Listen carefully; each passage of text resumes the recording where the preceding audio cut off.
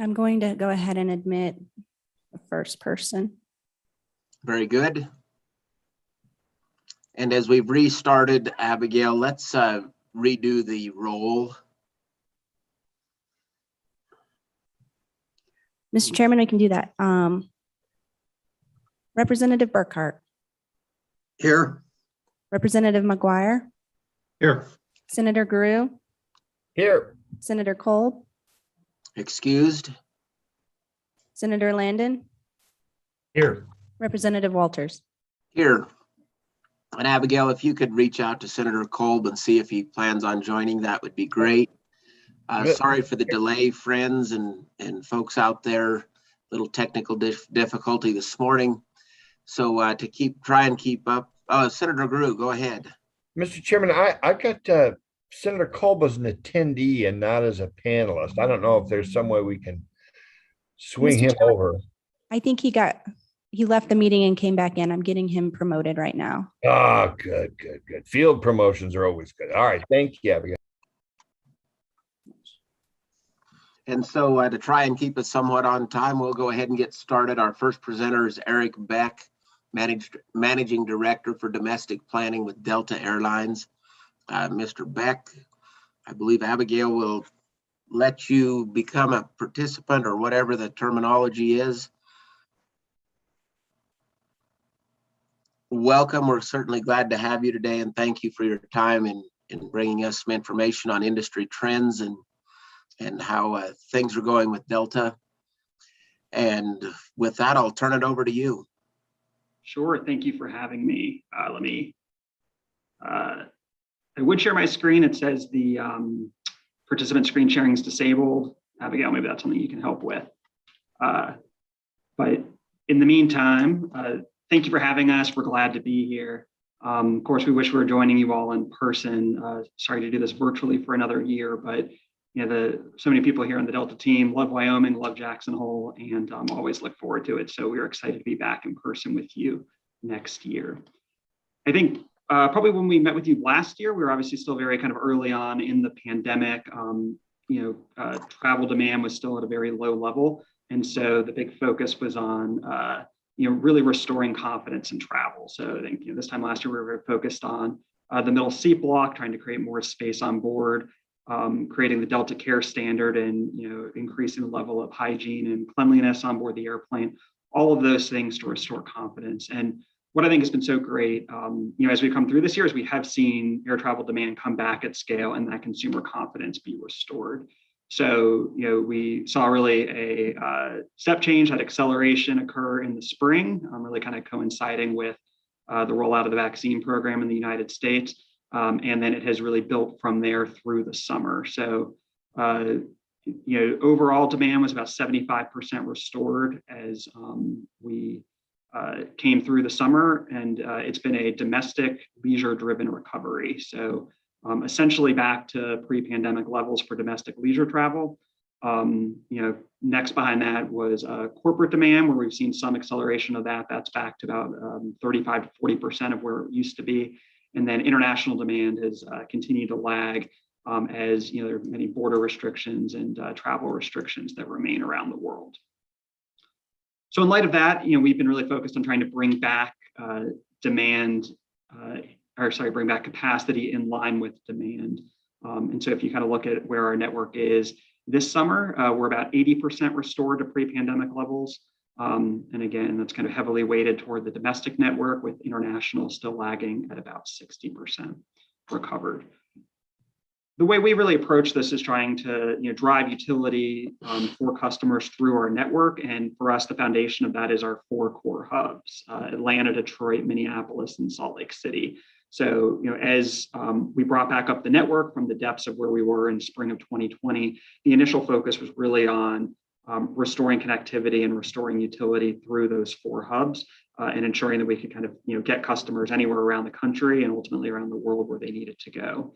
So if you look at where we are kind of this summer, our largest hub, Atlanta, is about 80% restored. Detroit and Minneapolis are 75% restored. And then Salt Lake City is essentially fully restored to pre-pandemic levels, which has been a huge highlight for us and something I'll talk about a little bit more in a minute.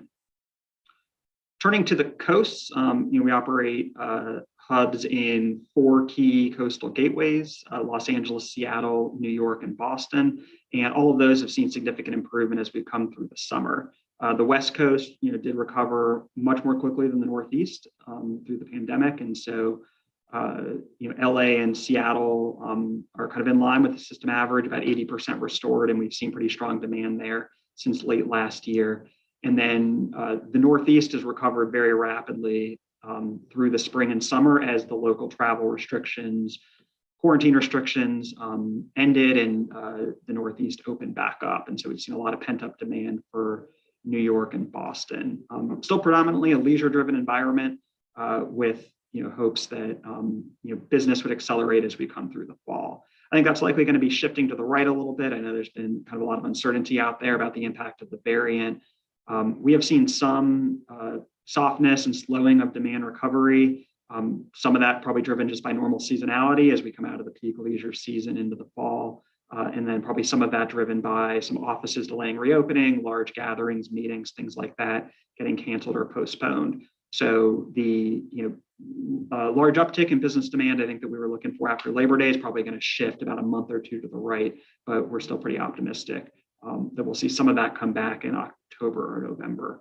One thing that's been really clear is as cases have risen in recent weeks with the rise of the variant, we have not seen the kind of sharp impact on demand that we saw much earlier in the pandemic. So I think overall confidence in travel remains high, but there is some impact as some localities reimpose restrictions and as meetings, large gatherings, and things like that are deferred to be cautious. There has been some softening. I'm going to interrupt for one moment, please. Eric. Abigail, would it be possible to allow Eric to share his screen? Mr. Chairman, I've already done that. He should be good to go. Okay, perfect. So there you go, Eric. You should be able to share. And all right, perfect. Hopefully you can all see that.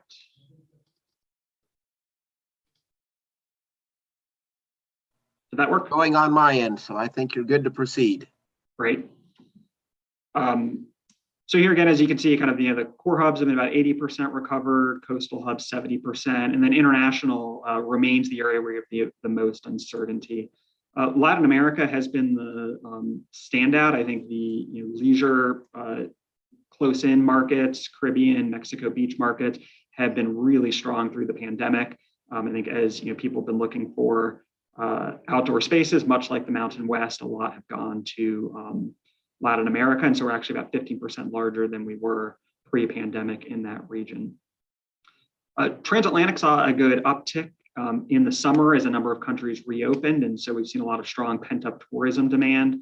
But things there, I think, continue to remain choppy going into the fall. You might have seen there was an announcement from the EU yesterday that they're recommending that countries restrict travel to Americans to essential travel only. It's up to each individual country to decide how they want to implement that guidance. And so, we're kind of waiting to see what individual countries do, but it'll probably continue to be a little bit of a uncertain, choppy environment. And then demand in the Pacific region has been the region that has lagged the most. And so we're still essentially at only essential travel to Trans-Pacific, and a lot of our capacity there is much more cargo driven than it is passenger driven at this point. Turning specifically to Wyoming and the Mountain West, for us, the linchpin of that really is the Salt Lake City hub, which has been a huge success story for us. I think Salt Lake City was our fastest growing hub going into the pandemic, and we've seen it be incredibly resilient and is our first hub to recover fully back to pre-pandemic capacity levels this summer, and will be the first hub to return to growth as we go into 2022. So I think Salt Lake has really benefited from a great local market, strong economy in Salt Lake, but then also a lot of the really strong macroeconomic trends that we've been seeing throughout the region, including especially in Wyoming. And so we've really been setting Salt Lake up to be the key gateway to the entire region, with both strong utility to the West Coast with great time of day coverage connecting in Salt Lake up and down the West Coast, as well as focusing on increasing capacity and growing more to the eastern part of the United States.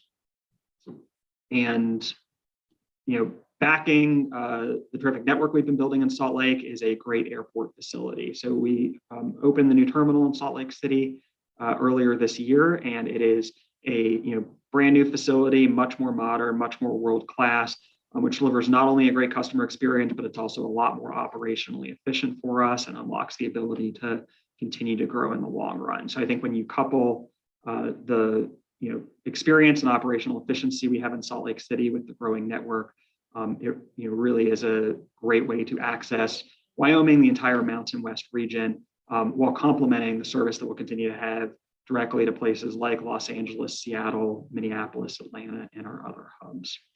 So as we look ahead to 2022, we know that it's going to continue to be a bit of a choppy environment, both with the wave of the virus that we're hoping we'll kind of get through and start to break here in the next few weeks, as well as with the uncertainty around travel restrictions around the world and how those evolve and how quickly they come down.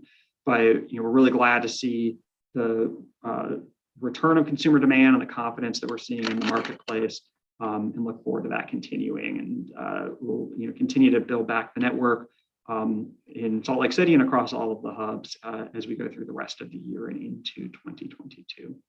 Eric, if it's all right with you, we'll ask some questions as we go. And I see Senator Guru has the first question. Go ahead, Senator. You are muted still, sir. There you go. Thank you, Mr. Chairman. And Eric, thanks a lot for being with us. And we too are sorry you're not with us in Jackson Hole. Talking about Salt Lake, and I know you talked about bolstering the West Coast and then your hubs going east. Can you talk about a little bit other destinations in the east that Salt Lake may be looking at on the horizon, beyond the hubs, as far as places that we could look to, other towns around Wyoming could look to as places that we could start looking at, as a one stops for us? Absolutely. I think Salt Lake has now grown to restored about 275 departures with a much larger focus on the east. And so I think if you kind of go through the regions, we've expanded coverage, and we'll keep adding time of day coverage to the major centers in the Northeast. So Boston, New York, Philadelphia, Washington. We've grown a lot into Florida. So we now have year-round service to Orlando, Tampa, Fort Lauderdale, Miami, and we'll continue to add frequencies into those markets for more time of day coverage. And then I think the next area for us to continue to build out is the Midwest. So cities like Cleveland, Indianapolis, Pittsburgh. A lot of those were relatively new markets for us right before the pandemic, and we'll be looking to restore service there and continue to grow as we get into 2022. So I think the great thing about Salt Lake for us is it's no longer a regional hub, it's truly a national and ultimately international hub. And I think as we continue to see incredible demand for the Mountain West, places like Wyoming, both inbound and outbound demand, we think Salt Lake City is incredibly well positioned, and look forward to continuing to build that partnership to create great one-stop access all around the country and ultimately the world. Great. If I can follow up, Mr. Chairman. Go ahead. Thank you. That sounds great, Eric. I think that'll really will help with all of Wyoming to be able to have that. I know the investment you're making in the hub there in Salt Lake, and I look forward to its completion. I look forward to not being on the buses. That D terminal, I'm sorry you turned it down. I'm still trying to figure out why they have to run buses out there like it's they miss it or something. but we do understand, and it is working quite functionally well. I think it seems to be working well for the passengers. And it's really good to hear about the Midwest, especially the Indianapolis, Cleveland, those kind of Midwest spots seem to work well for us too. And if we can get more coverage, so we can kind of pick them up and run, I think that might help our whole capacity agreement all the way around. Yep.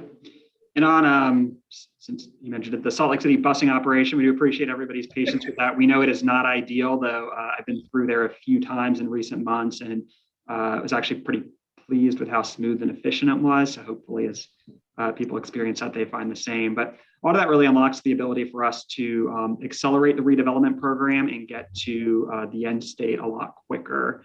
And I think that's something that during the pandemic, we looked for opportunities to do in a lot of our major redevelopment projects, including places like Los Angeles and New York. So it is not the ultimate end state where we want to be, but I think just for a short time, it'll help us get to that completed facility a lot sooner than we would have without COVID. So appreciate everyone's patience with that. Thanks, Eric. Thank you, Mr. Chairman. Any other questions? Not seeing any. Oh, Senator Kolb. Thank you, Mr. Chairman. I had a heck of a time getting on. I guess I had a general question about future platform changes for the aircraft. Are there any plans for changing those aircraft to a newer or different style in the future? That was my question. Thank you. Yep, I think it's a continued evolution. And so, we are with a fleet of over 1,200 airplanes, kind of constantly renewing the fleet and bringing in new next generation airplanes. And so I think you see that on both the narrow body side with the deliveries we've been taking of the A321neo and Airbus A220 platforms, as well as on the wide bodies with the A350 and A330-900.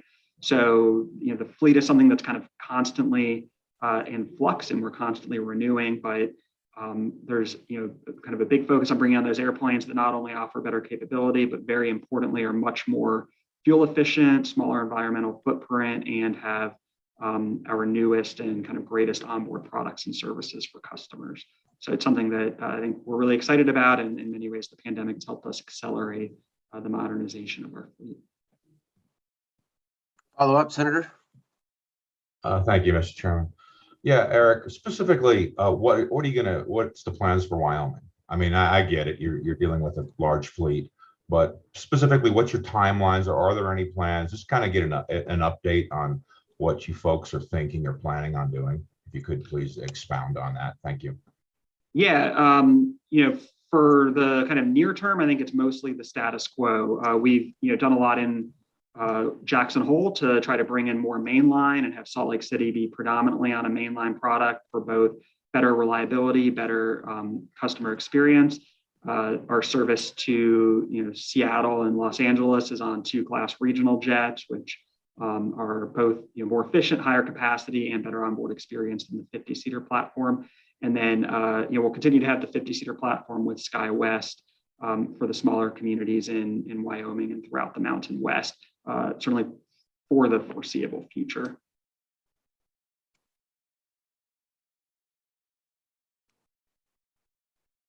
Okay, continue, Eric.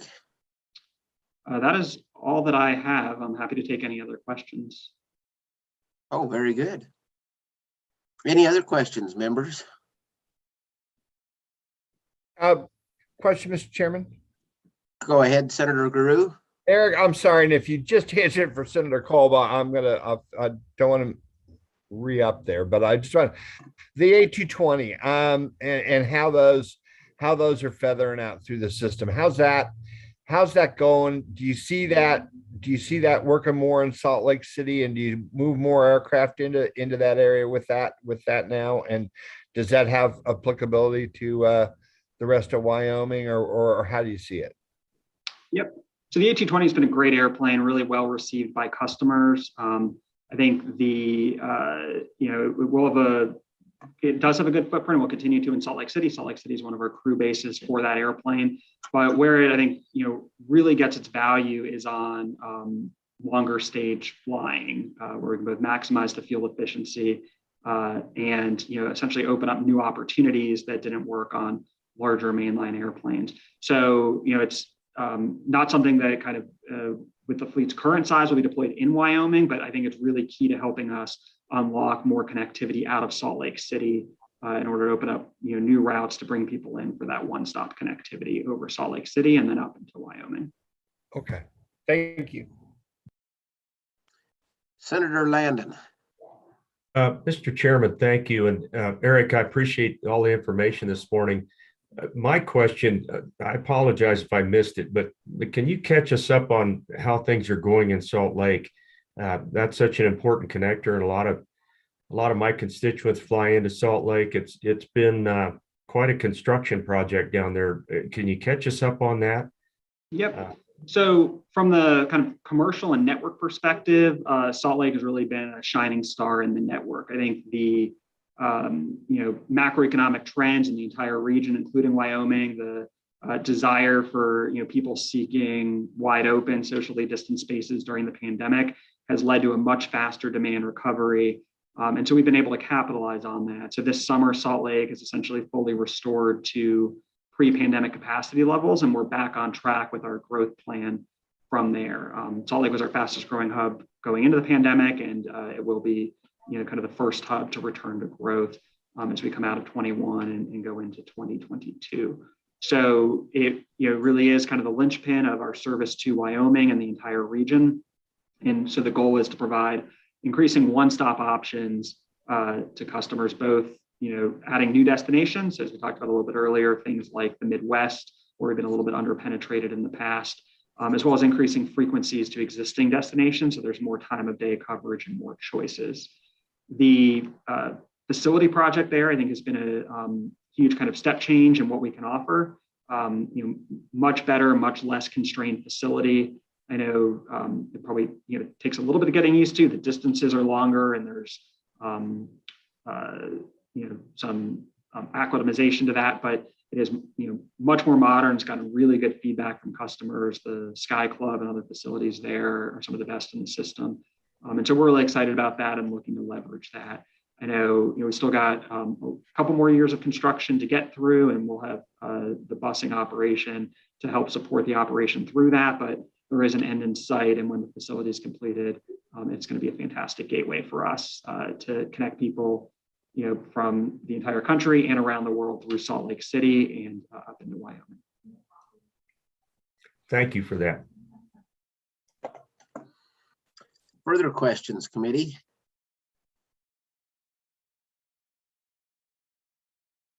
All right, not seeing any. Again, Eric, thank you very much for your time today and the good information. We certainly appreciate having Delta as a partner in Wyoming, and I know Jackson Hole really takes advantage of it from the direct flights, but the rest of the state does through the Skywest partnership and Delta Airlines, and so we certainly appreciate that throughout Wyoming, and thank you for all of that. And, yeah, thank you. I guess overall, my question would be, what can Wyoming do to help you and Delta Airlines to make sure that we continue to have good, reliable service in Wyoming? We absolutely appreciate the partnership, and I think Wyoming's always been incredibly important to us, and it remains so, as it is pivotal for us to be able to kind of execute on the growth strategy we have in the Salt Lake City hub. So we really value the partnership with the state, with communities, with Jackson Hole, and definitely look forward to keeping that going, both to kind of bring people into Jackson Hole and the other parts of the state, and then provide an air travel outlet very conveniently. So thank you for the partnership and all the support in the community, and we definitely look forward to that continuing well into the future. Very good. Well, we're always available. If there's something of concern that comes up, we'd love to visit about it and do what we can to continue with that partnership. And as I said, it certainly benefits all of the people in Wyoming and all the people that come to Wyoming to check out our great resources. So thank you very much for your time today. Thank you. Great to be with you, and hope everyone has a great day. And hopefully next year we'll see you in person. Look forward to it. All right. Very good. Thank you, Eric. All right, committee, moving on. Thank you again, Eric. We will move on to our next presenter. I believe we should have Ankit Gupta. I probably just murdered that name, and I apologize. Dan Malinowski and Colin Cook. Dan, good to see you as always. I apologize for my pronunciation of your counterpart's name. And with that, we'll go ahead and get started. Dan, will you have a presentation that you'd like to share your screen, or you or Colin?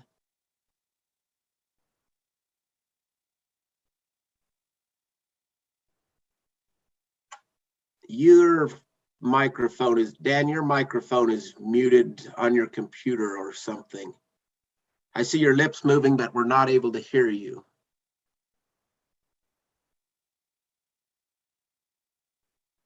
And it shows you're unmuted, but I don't know what Can you all hear me now?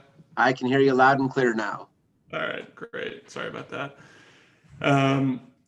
Yeah, so I'll share my screen. We have some slides we want to go through. Ankit unfortunately will not be able to join us today, so Okay. We'll just get Colin and me. But Okay. it's So you great can to see apologize to him for my poor pronunciation of his name. He'll understand, I'm sure. Okay. But Abigail, you'll make sure that Dan has the ability to share his screen, please. Mr. Chairman, all panelists should have that ability right now. Perfect. Thank you very much. So just trying to take care of the technical questions here before we get started, Dan, but it sounds like we should be in good shape. So with that, committee, this is Dan Malinowski with United Airlines, as well as Colin Cook. Dan has visited this committee several times in the past, and always great to have him here presenting and providing some information with how things are going for their airline, as well as trends within the industry. So with that, we'll turn it over to you and let you take over. all right, well, thank you. It's great as always to be here talking with you guys. Certainly wish it were in person, and looking forward to hopefully getting back to that next year. But it's great to see all you virtually, and can't wait to get back to normal. So we threw together some slides here. I'll walk through the first couple sections, and then I'll turn it over to Colin to do the remainder of the slides. So we'll jump into it now. So just kind of going into a general network update, kind of where we're at with the overall domestic network. So if you look at kind of where things have been and kind of where they've been going here, what you'll see is we're on a really good level of growth kind of from 2017 to 2019, growing 4 to 6% a year. Obviously, last year in 2020 was a difficult year for everyone, and we cut capacity quite a bit, and we've been growing that back little by little each quarter. We're up to around the 80% mark by the end of Q3 from a domestic network perspective, and we'll keep bumping that up a little bit more as we go into Q4 here. And then, assuming no major setbacks with the virus or anything like that, we'll be on track to get to our 2019 capacity and go a little bit above that by the time we get to 2022. Now, one big thing that we're really excited about as we look to the future is we came out earlier this summer with our plan that we're calling United Next. And United Next involves taking hundreds of new aircraft into our system, basically the 737 MAXs and the Airbus A321neo. And those are going to be a really big rejuvenation of our fleet. We're also taking all of our existing aircraft and putting in really great interior features where, essentially every seat will have seat back entertainment. Everyone will have a space in the bins to put their carry-on bags. Those will be the much bigger bins than what we've had in the past. There'll be other things like new lighting and great Wi-Fi and power on every seat and some other piece in there. So we're really excited about that. And I think the thing that makes us most excited is on this slide where we're going to be raising the gauge of our airline. So gauge is just the number of seats per departure from 104 in 2019 all the way up to 134 by 2026. And I think everyone on this call can probably attest to the point that they like the bigger airplanes versus the small airplanes. So we're really excited to bring that. It'll be a really great product for our customers. And whenever you can add seats to your airplanes and get bigger airplanes, it also is very helpful for your cost economics. So we're very excited for that. One thing that this plan does involve is retiring quite a few 50-seat jets. Obviously, those are very important for a lot of the small communities that we serve, including a number of the communities in Wyoming. And we'll get into that a little bit, but I think the short answer is that we are still planning to keep a good sized fleet of 50 seaters that will be able to serve the smaller markets where that type of gauge is appropriate, and the ones where that gauge is not appropriate will be upgauged to larger regional jets or mainline aircraft. So going into the Denver hub here a little bit, obviously when we think about our service to Wyoming, it all flows through the Denver hub as the nexus for that. And then, we obviously fly to have quite a bit of service from our other hubs to Wyoming as well, but Denver is really that linchpin for our Wyoming service. So I want to talk a little about where we're at and where we're going. So going back to that same historical view here, if you look at 2017 to 2019, it was our fastest growing hub. We went from 418 all the way up to 502 departures. We had planned to grow to about 550 in 2020.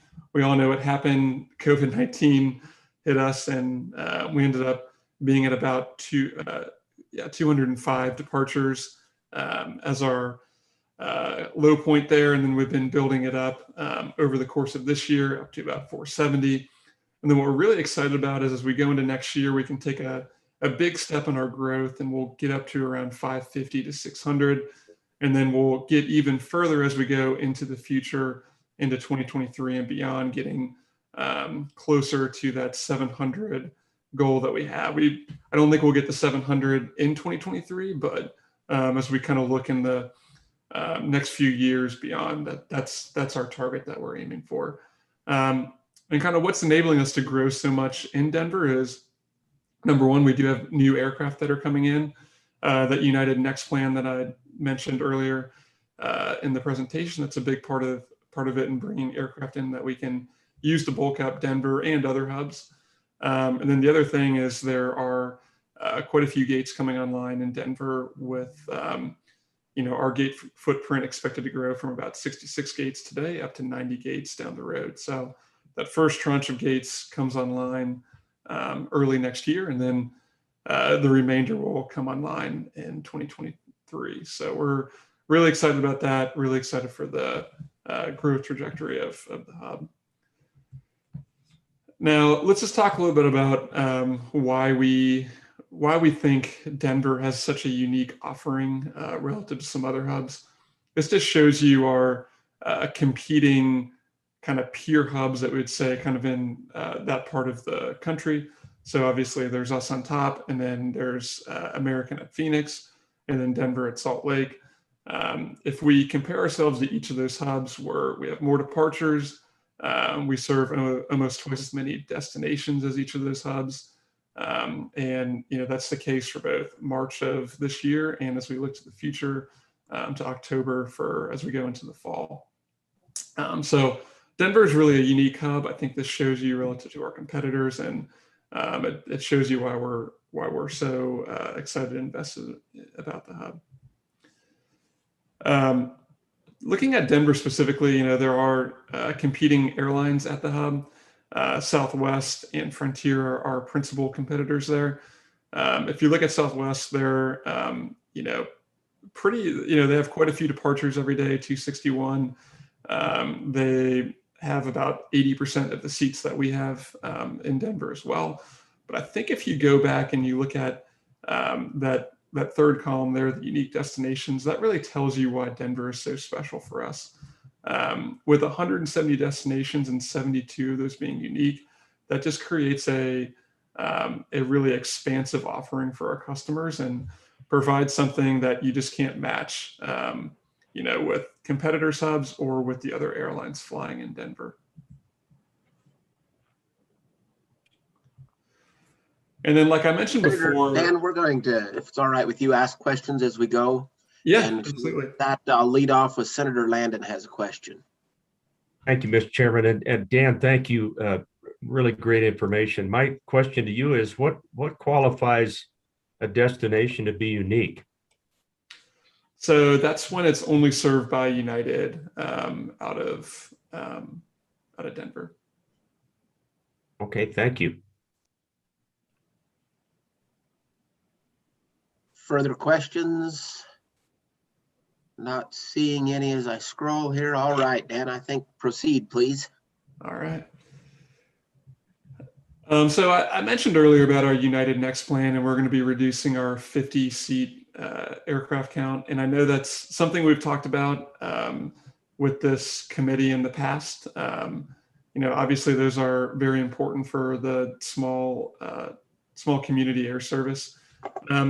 What I will say is that as we think about where we're going to be deploying 50-seaters, even when they start decreasing in count, we don't expect there to be much of an impact to Denver. If you look at just where we're at today with our 50-seat count, with all the routes that we have with 50-seaters, Denver leads the pack. O'Hare is second, and you kind of go down that list. There's fewer at the other hubs, and Denver is going to remain really that core 50-seat hub for the future. Obviously, we're going to be introducing a lot of mainline aircraft to Denver as well, but all the places that we serve, or a lot of the places that we serve with 50-seat jets today, will continue to be flown on 50-seaters, just because there are so many small communities out of Denver, and that's really the aircraft of choice for flying to a lot of those. So, like I said, I know that's been a concern in the past with this committee, but rest assured, we'll still have that aircraft in Denver and flying to a lot of those spots. And then lastly, I know Skywest is slated to go after us, I believe. But we do have a great relationship with Skywest, and a lot of the small communities that we do fly to, we fly to under a prorate arrangement with them. And that partnership with them has kind of done the reverse of maybe what you would think during COVID. It's actually grown. We've added 3 new prorate destinations out of Denver, Twin Falls, Joplin, and West Yellowstone. And then we're planning to also add in Butte later on in 2022. So in all, we have 28 prorate routes that we fly with Skywest out of Denver, and a lot of those are to Wyoming, and it's something that we plan to continue doing into the future with them as well.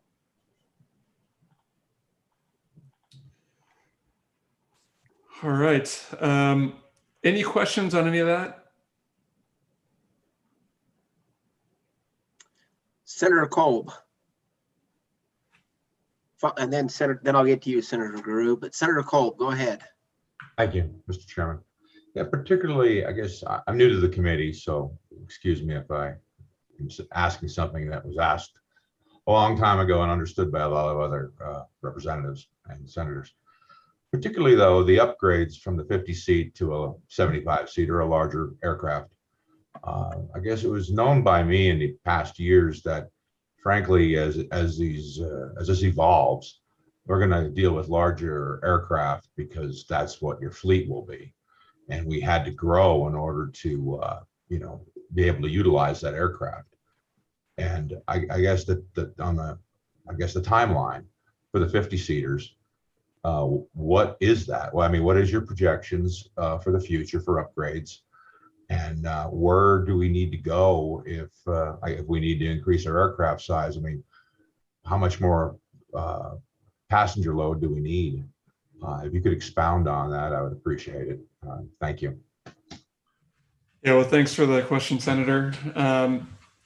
So there's kind of a few things I'd say in response to that question. So number one, I mean, the 50-seat jet will continue to operate in Denver for quite a while. Those aircraft are, I wouldn't say they're young, but they have some life left and can continue to fly for a while. Now, the other thing is the question on what happens when we do start to upgauge some of the aircraft to a larger regional jet, for example. And with that, it's an interesting question because in Wyoming, a lot of people do just drive to other airports, right? So that's one thing where there's a lot of times demand that doesn't necessarily show up in flown passenger numbers, but if you look at more of what what the true market looks like, it's a lot bigger than what you see just from people what the flown pax numbers would be. So we do think that in a lot of cases we could put in larger aircraft and be able to fill those. I mean, I think one thing that really helps to put larger aircraft in is if you have a bigger hub that you can fly into. And so, as I mentioned earlier, we're growing the Denver hub. We're getting additional gates there, up to 90 gates by 2023. And we think that'll really help us be able to grow the number of flights that you can connect to when you're flying in from all across Wyoming, right? So instead of being able to connect to maybe 65 flights, you'll now be able to connect to 80 or 90 flights. And if you just kind of think about how that plays out, right, the more connections you have, the more places you can go to, and the more it means that, let's say there were 60 destinations before, and you were putting one person per destination on the plane. Well, now you have 90 places you can go to. And if you put one person per destination on the plane, you all of a sudden have a lot more people on the plane. So I know that's kind of a simplistic example, but it just kind of shows you that the more you grow your hub and add more of those connections, the larger gauge you can operate on flights coming in there. So I think that'll be a big help for allowing us to put some bigger gauge into some of the routes in Wyoming. Follow up, Senator Kolb. Thank you, Mr. Chairman. Yeah, in so much as our history here, and we talked about leakage from, say, I'm in Rock Springs area to Salt Lake. Yes, but I can tell you the past is the issue has been reliability and connections. I think it's a mixed bag, but moreover, it's history with folks. They remember their experience. They remember getting stuck in Denver, let's say, when a flight got canceled in their eyes, maybe arbitrarily, really unknown the reason. So it's about reliability and history and building confidence, because I think there is a lot of traffic here. There's a lot more potential. It's just a matter of getting the culture over here to stop going to Salt Lake when there's an available flight here. I think a lot of folks would take it, but it's got to be there when they need it. So I just wanted to throw that in there as something I've known about since 2010 as a county commissioner. It's been an issue. So I look forward to growing together, and thank you for my chance to speak on that, Mr. Chairman and Daniel. Bye.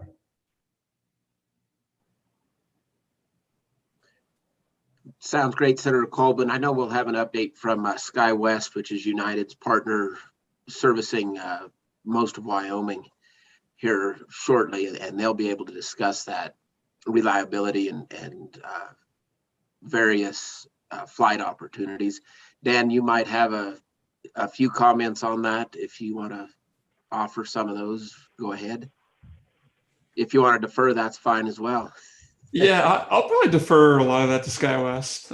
Okay. But I mean, I think they've, the reliability has, I think it's been quite good. I mean, particularly if you look at years past, I think we've kind of made, leaps and bounds improvements on the reliability of our service.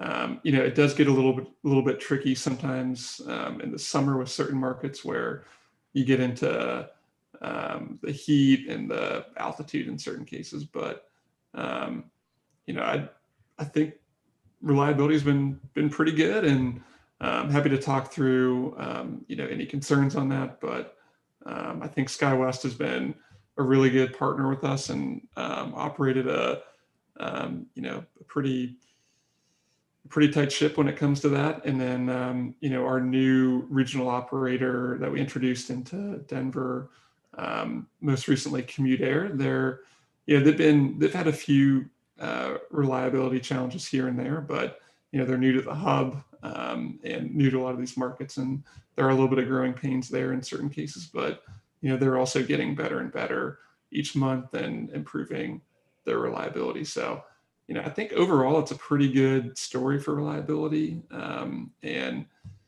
there's not much you can do when there's a crazy thunderstorm or snowstorm or something like that in the Denver hub. I mean, those are just some of the things that we deal with Denver, and those are tough to work around. But otherwise, I think we've made a lot of improvements. Very good. Senator Guru, thank you for your patience. Oh, thank you, Mr. Chairman. Good morning, Daniel. How are you? Hey, good. Great to see you, Good. Senator. Good to see you. Tell us about how things are going in Denver with the construction. I know you talked about the new gates, which is exciting.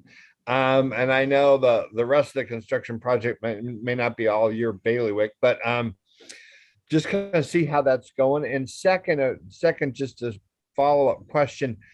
The new markets that you're looking at domestically from Denver, us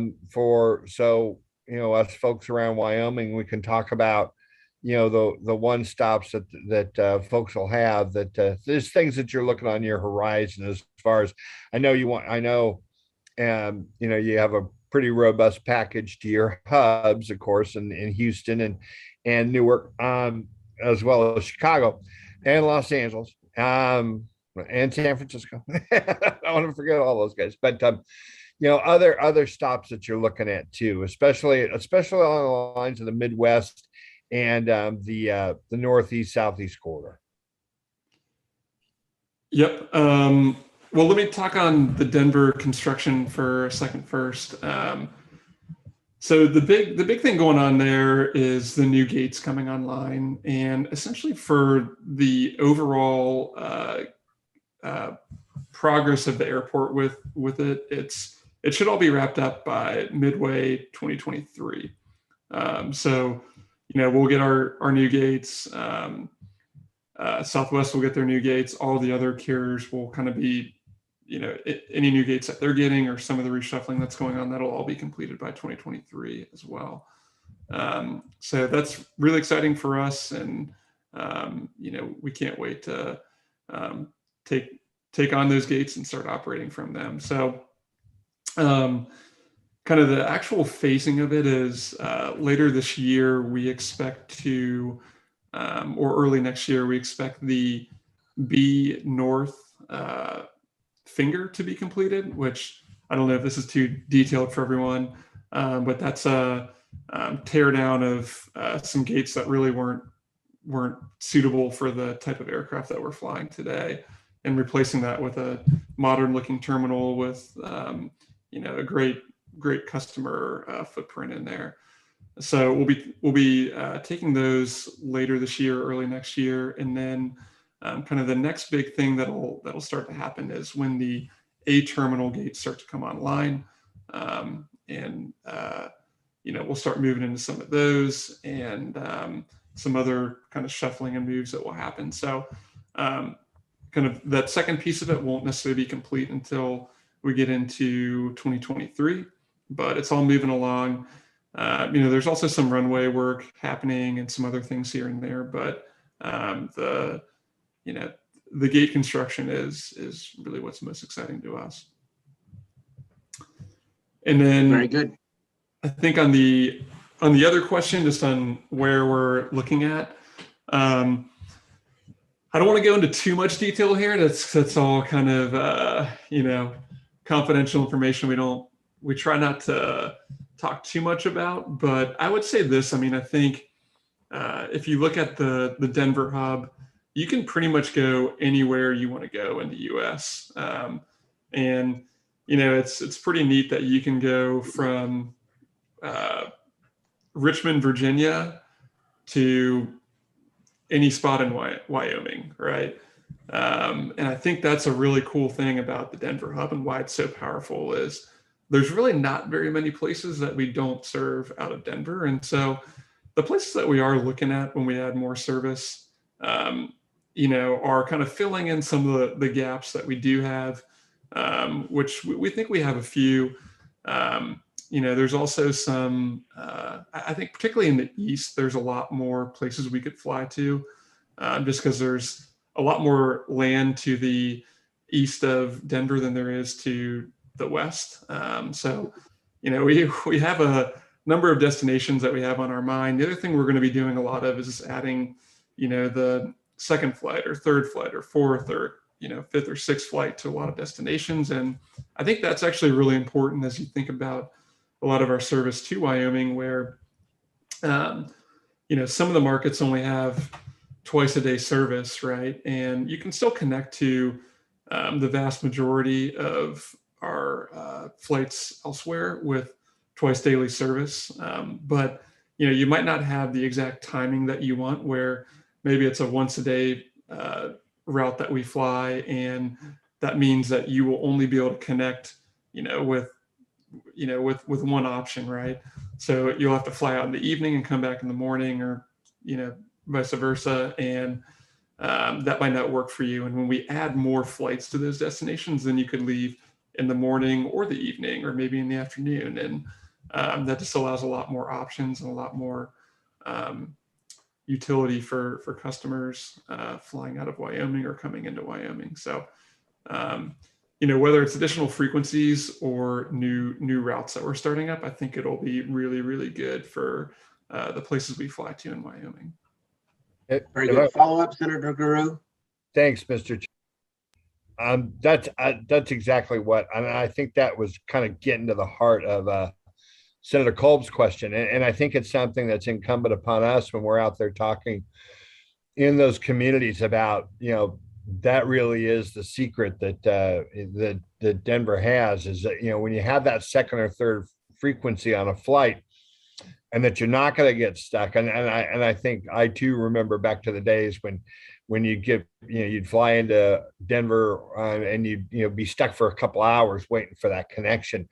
With those extra flights now, that's not necessarily true, especially if we can get an extra flight into, say, Rock Springs, and that. So a morning and an evening, then you can fly out in the morning and make sure that you're going to get scooped up and get back. And so that you can actually fly to a city in a day, get back in a day, and be able to get your business done.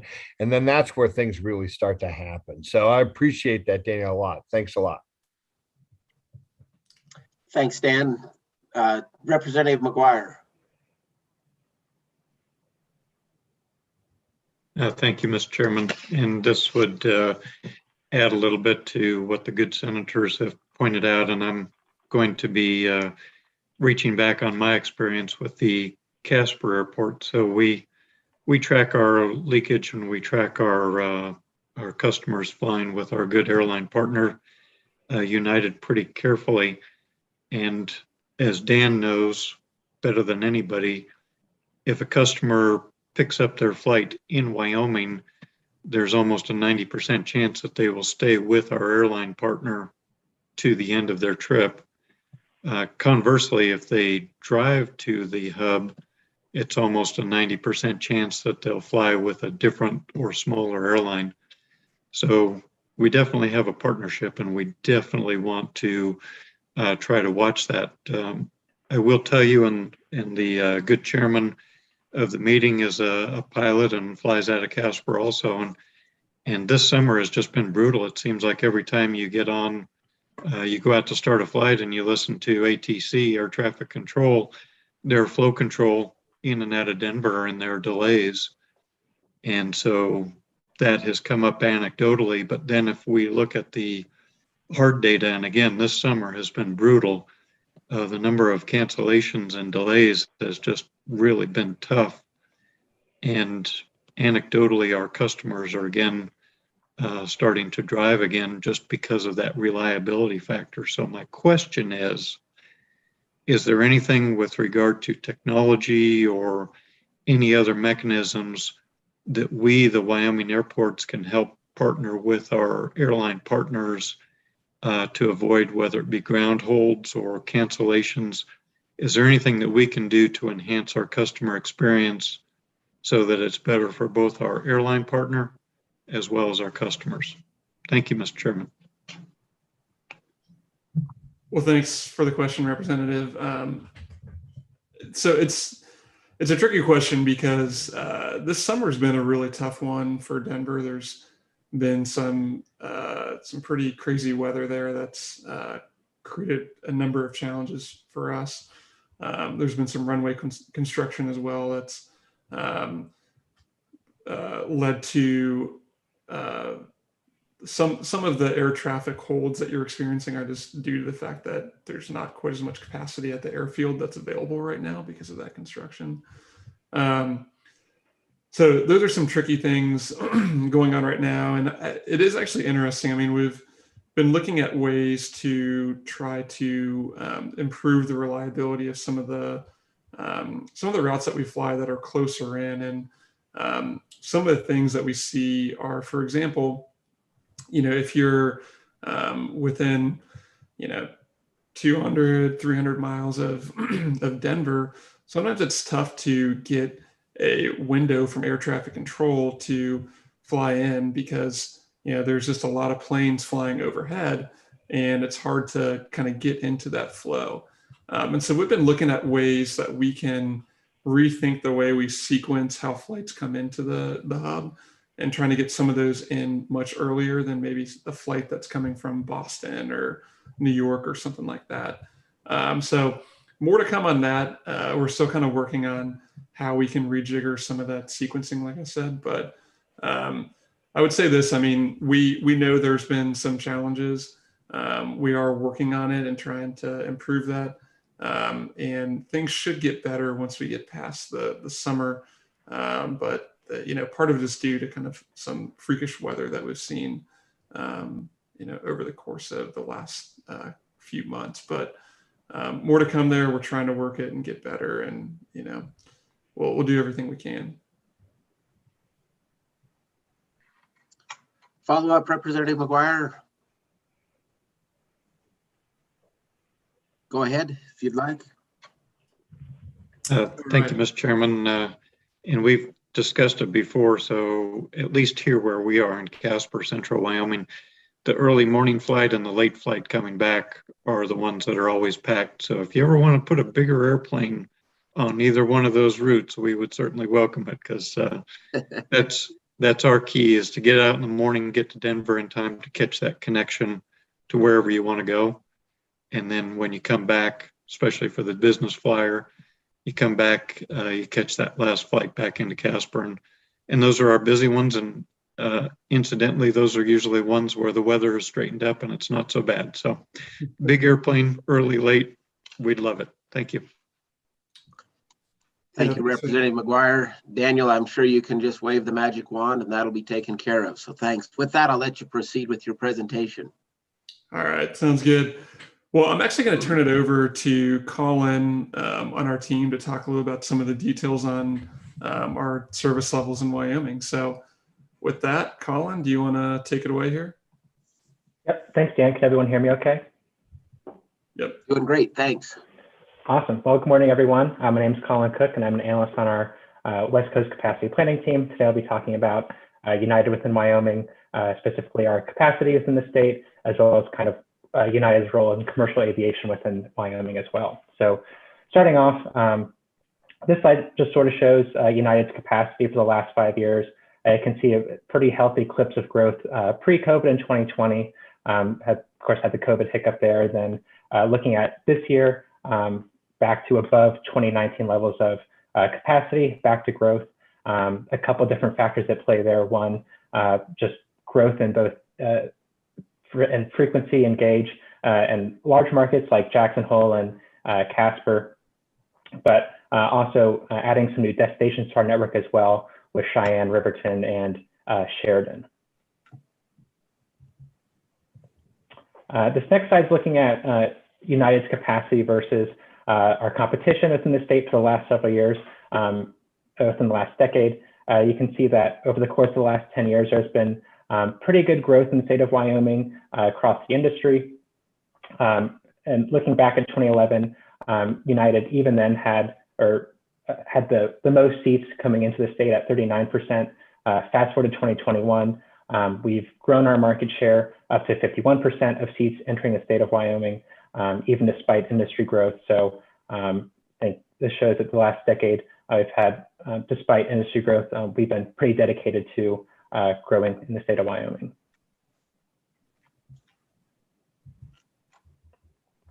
And I think this slide is really interesting. This shows our mix of Jackson Hole versus non-Jackson Hole capacity, again, for the last 10 years. Looking back at 2011, that non-Jackson Hole capacity was 42% of United seats on an annual basis. Fast forward to 2021, that non-Jackson Hole capacity is now 54% of our seats going into the state. So even though we've been growing in the state as a whole and been growing in Jackson Hole, we've had a really balanced measure approach across the state as a whole.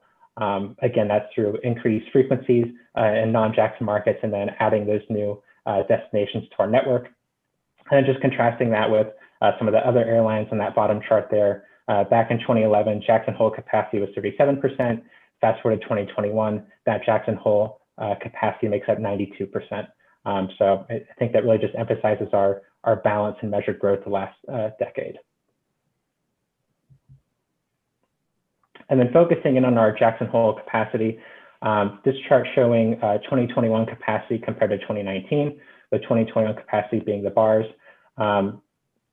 Jackson Hole is a very seasonal market. So June through September are definitely the peaks, and then December kicks off the ski season. Quite a bit of growth in those peaks. A large part of that's coming from Denver, just through more frequencies, also putting larger aircraft on our flights from Denver to Jackson Hole. We've also seen quite a bit of growth from our other hubs as well. A good example of that is this year, LA service was on mainline aircraft, whereas previously that was on a 76-seat E75.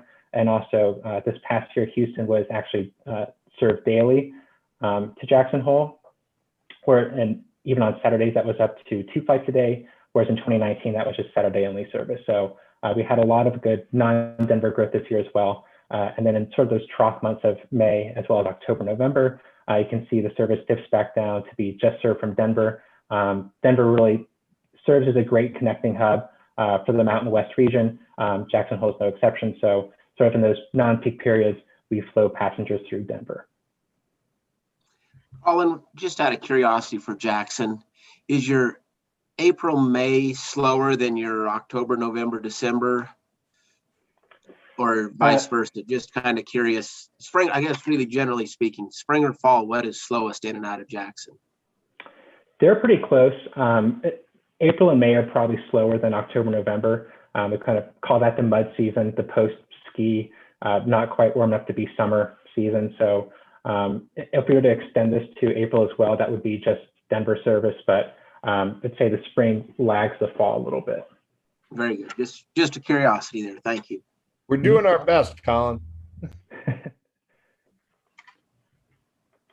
And then onto that non-Jackson Hole service, much less seasonal than Jackson.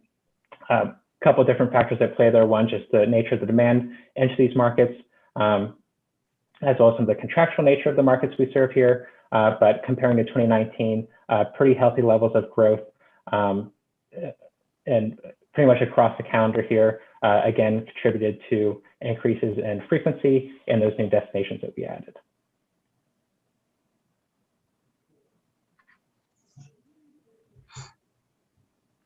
And then with that, I'll pass it back to Dan to talk about our outlook in Wyoming in 2022 and beyond. All right, thank you, Colin. Any questions for Colin before we get back to Dan? Looks like you're getting off easy, Colin. Very good. Go ahead, Dan. Thank you. So this is our last slide here. I think we've talked about a few of these things over the course of the presentation, but just want to reiterate that we feel like we have a great partnership between our airline and the state of Wyoming. This type of meeting is a perfect example of that, where we enjoy doing this every year and getting to speak with you guys, and some of the partnership that we built up with other pieces of it, with the Skywest arrangement that we have, and kind of what you guys have done with them through us with some of the service arrangements there. But just in general, I mean, we feel like we want to be the airline for Wyoming, and we've put our capacity there to show that part of the commitment. And we're going to continue to do that as we go in the future. As we mentioned earlier too, I mean, there's always questions that we get from this committee on the 50-seaters. 50-seaters will still continue to fly out of Denver for quite a while, and we'll still be able to serve the markets that are appropriate for that, but we'll keep looking to upgauge as well where we can. So maybe that early morning Casper will get that bigger aircraft down the road. And I'll just say, over the next few years, look out for some big jumps in our product. Just with that United Next plan, I think you guys will all be really excited and be impressed with some of the changes you're going to see. So be on the lookout for that. And with that, I think I'll turn it back over. And if there's any further questions, we're happy to talk about that. Senator Colt, go ahead. Thank you, Mr. Chairman. Maybe I missed it, but is there a chart that it follows enplanement versus capacity per month that could be looked at? So kind of to see just how that's flowing. That was my question. Thank you, Mr. Chairman. Thank you, Daniel. We do not have a chart that's in this slide package on that. I mean, I'd say this. I mean, I think across the network, there's been,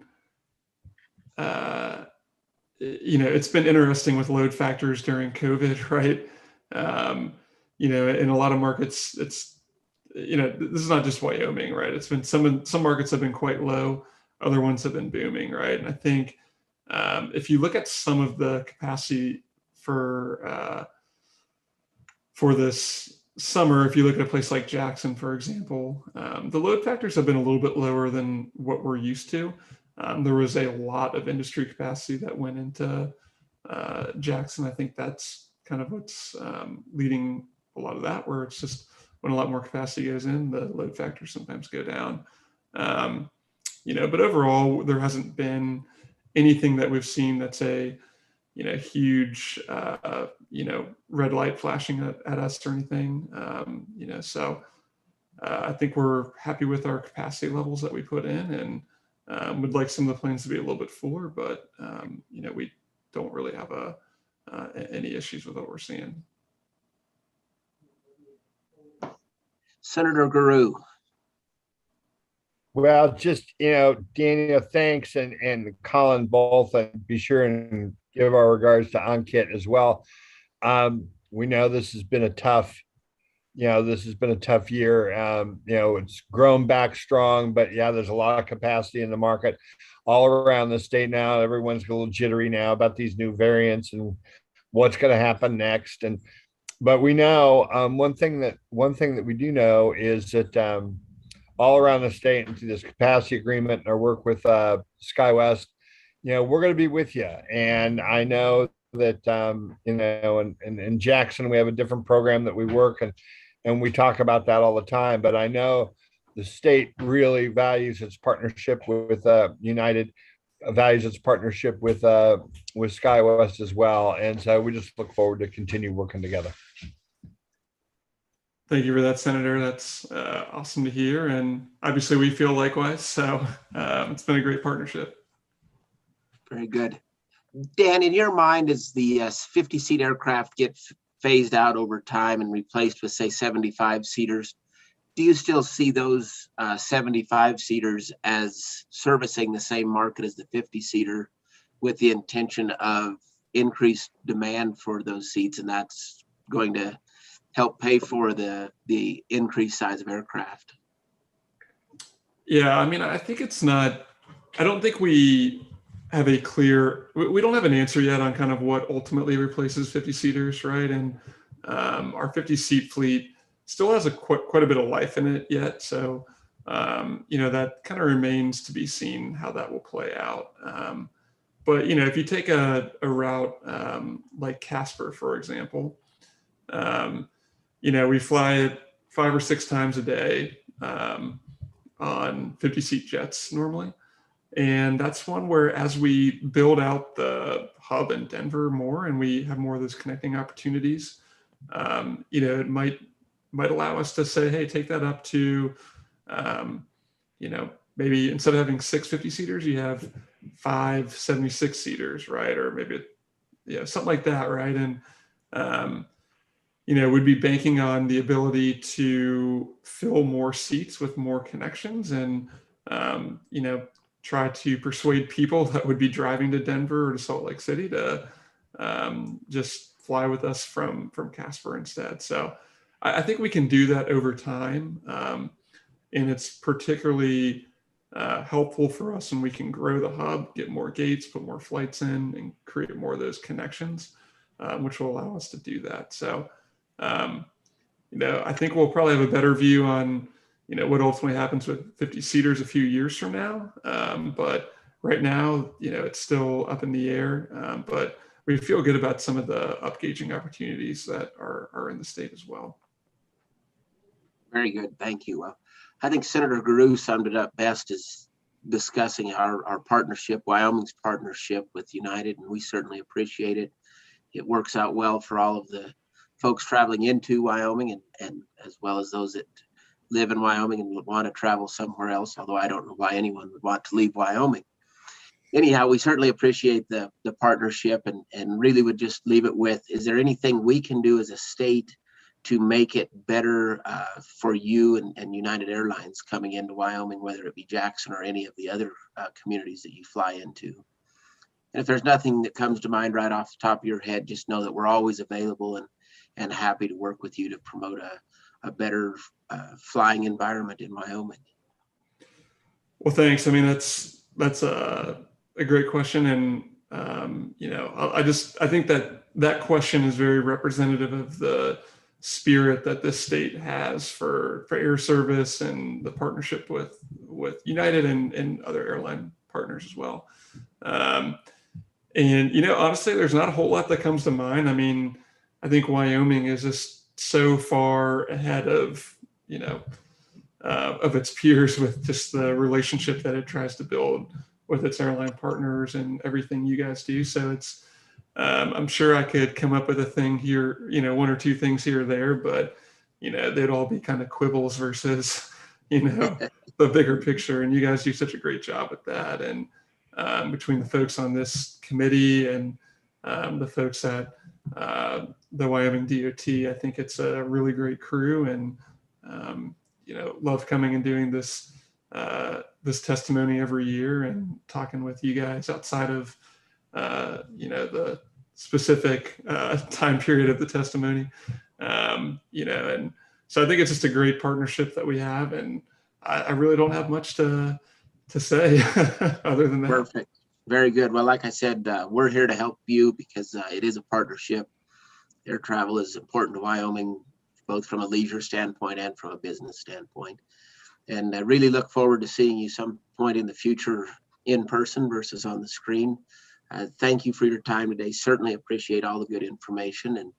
And as always, we're available. If there's something we can do to help, please reach out. I really appreciate that. And thank you for the time, and look forward to doing it next year. Sounds great. All right, committee, we will move on to our next presenter, which is Dan Belmont with Skywest Airlines.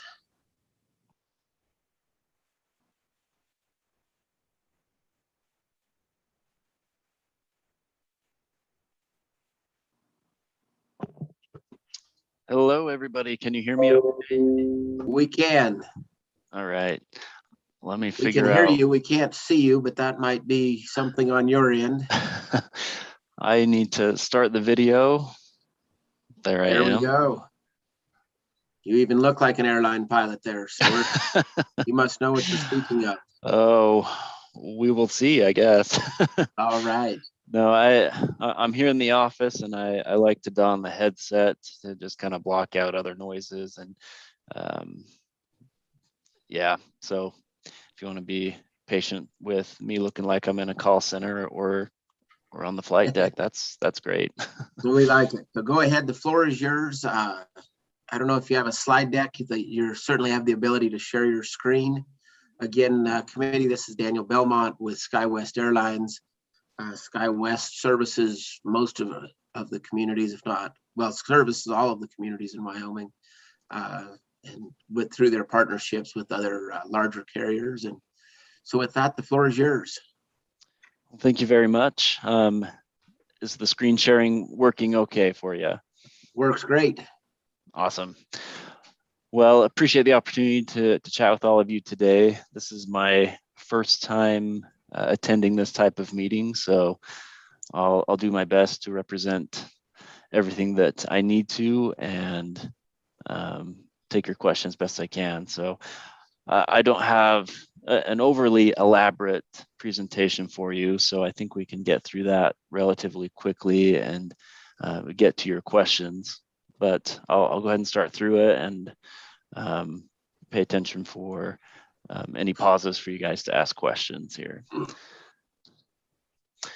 So just starting with an overall summary, I know nearly everyone on the call is probably pretty familiar with Skywest and who we are and what we do and how we operate, but maybe just briefly, let's review just a couple high-level things. We've been around for quite some time. Next year will be our 50th birthday. So hopefully we can have some sort of big celebration in person with people on that day. But we're founded and headquartered here in St. George, Utah. And the business model is essentially connecting small and medium-sized communities to the air service network. And we do so with 4 major airlines, Delta, United, Alaska, and American. Right now, our fleet is somewhere around 500 aircraft. We're not quite back up to the 2,500 daily departures, but we're getting closer. And we do serve around the low to mid 200s as far as the number of communities that we operate in. And just a fun fact, that is more than any other airline does in the country. So it's quite a vast network that we're working with here. 44 million passengers carried in 2019. I don't dare look at the 2020 number, trying to just kind of forget that year best we can. So we love maps at the airline, so wanted to just show you real quickly the route map that shows where we're flying this summer. This is an August route map. And I show you this just to show you that Skywest is very much alive and well, doing our best to cope with all the struggles that the airlines, and we'll just say the world, has been dealing with the last year plus. But we're still flying a very robust schedule to many different destinations for different partners. Dan, as we look at that map, it looks like there's about 6 hubs that you utilize. What would you say is your busiest hub? Right now, Denver is indeed our busiest hub. Close to that is Chicago. So those are indeed our top 2 right now. That's what it looks like on the screen, but I didn't know if there was if the screen was deceiving. Yep, you're seeing it correctly. Okay. Just another couple little kind of nuggets of information and maps here. We like to just point out, one, how long that we have been operating there in the state of Wyoming. And I don't know, can you see my mouse when I hover on the screen here? We can. Okay, so this map on the right here is actually on the wall behind me here. And it's the only record that we've been able to find either on the internet or in our archives that shows kind of a year mark of when we were operating in Rock Springs, Wyoming. So that is our benchmark for how long we've been there. And then the map on the left just shows the routes that Skywest is operating in Wyoming for our various partners. And so when you tally it all up, it's a little over half of all commercial flights in Wyoming are operated by Skywest. This very colorful chart here, if you just kind of focus on the size of these bars, basically what we're trying to show you is the history of employments for Skywest in the state of Wyoming for the markets that we operate in. So I've backed this up to January of 2015 and have through the end of July this last month. And so the different colors are just the different cities that we operate in, and it just aggregates them all together on a monthly basis. So you can see kind of the very worst here in April of 2020 of just how terrible things got. And, we see this across the industry, but what's just amazing is to look at this last month and to see the progress that has happened in a pretty short period of time, where we have seen the busiest month in quite a long time here in Wyoming. And, as Dan mentioned previously, a lot of that I feel like can be attributed to kind of what he referred to as the spirit of air service, if you will, that comes from the leadership there in your state, and the focus and the efforts that all of you put on it. So this is by far my favorite slide in the deck here, but I just wanted to make sure to point this out to you guys so that you could understand how far you guys have come since the very worst of times, this April of 2020. This chart is much more of a kind of a macro level. It shows the total TSA throughput in the United States, and this is a chart we've just been keeping up to date really since things started getting kind of crazy. So this gray line here at the bottom is the 2020 TSA throughput.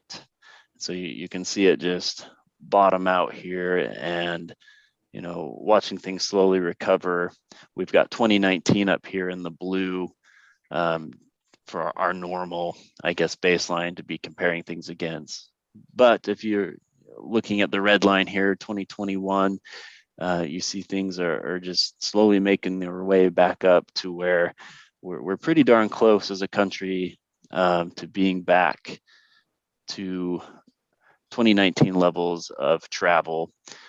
Of course, we're experiencing many challenges still. We've got COVID variants rearing their head again. And so I suspect that this red line is probably going to stay below the blue for a while longer, but I think sometimes it's helpful to kind of take a step back and see where we've been and what we've been through, and kind of where things are trending now.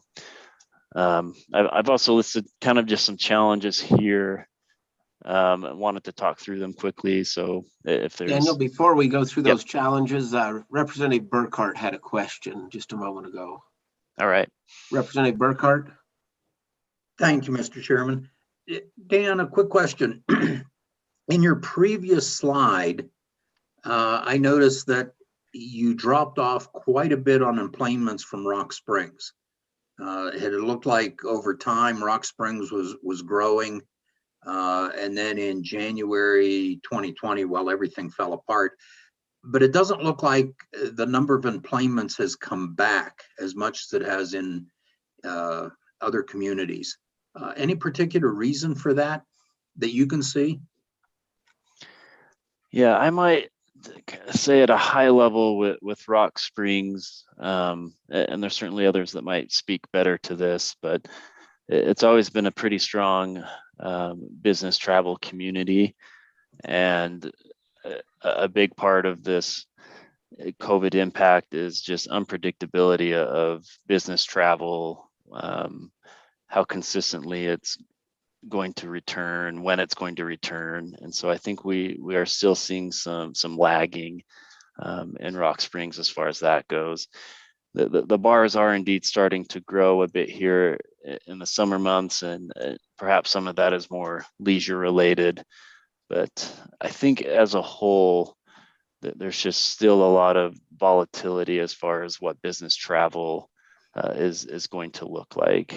So I would attribute a chunk of it to that off the top of my head. Okay, thanks, Dan. Mr. Chairman, thank you. You bet. Other questions? Senator Landon. Mr. Chairman, thank you. And Daniel, I'm just curious about supply chain and staff labor shortages.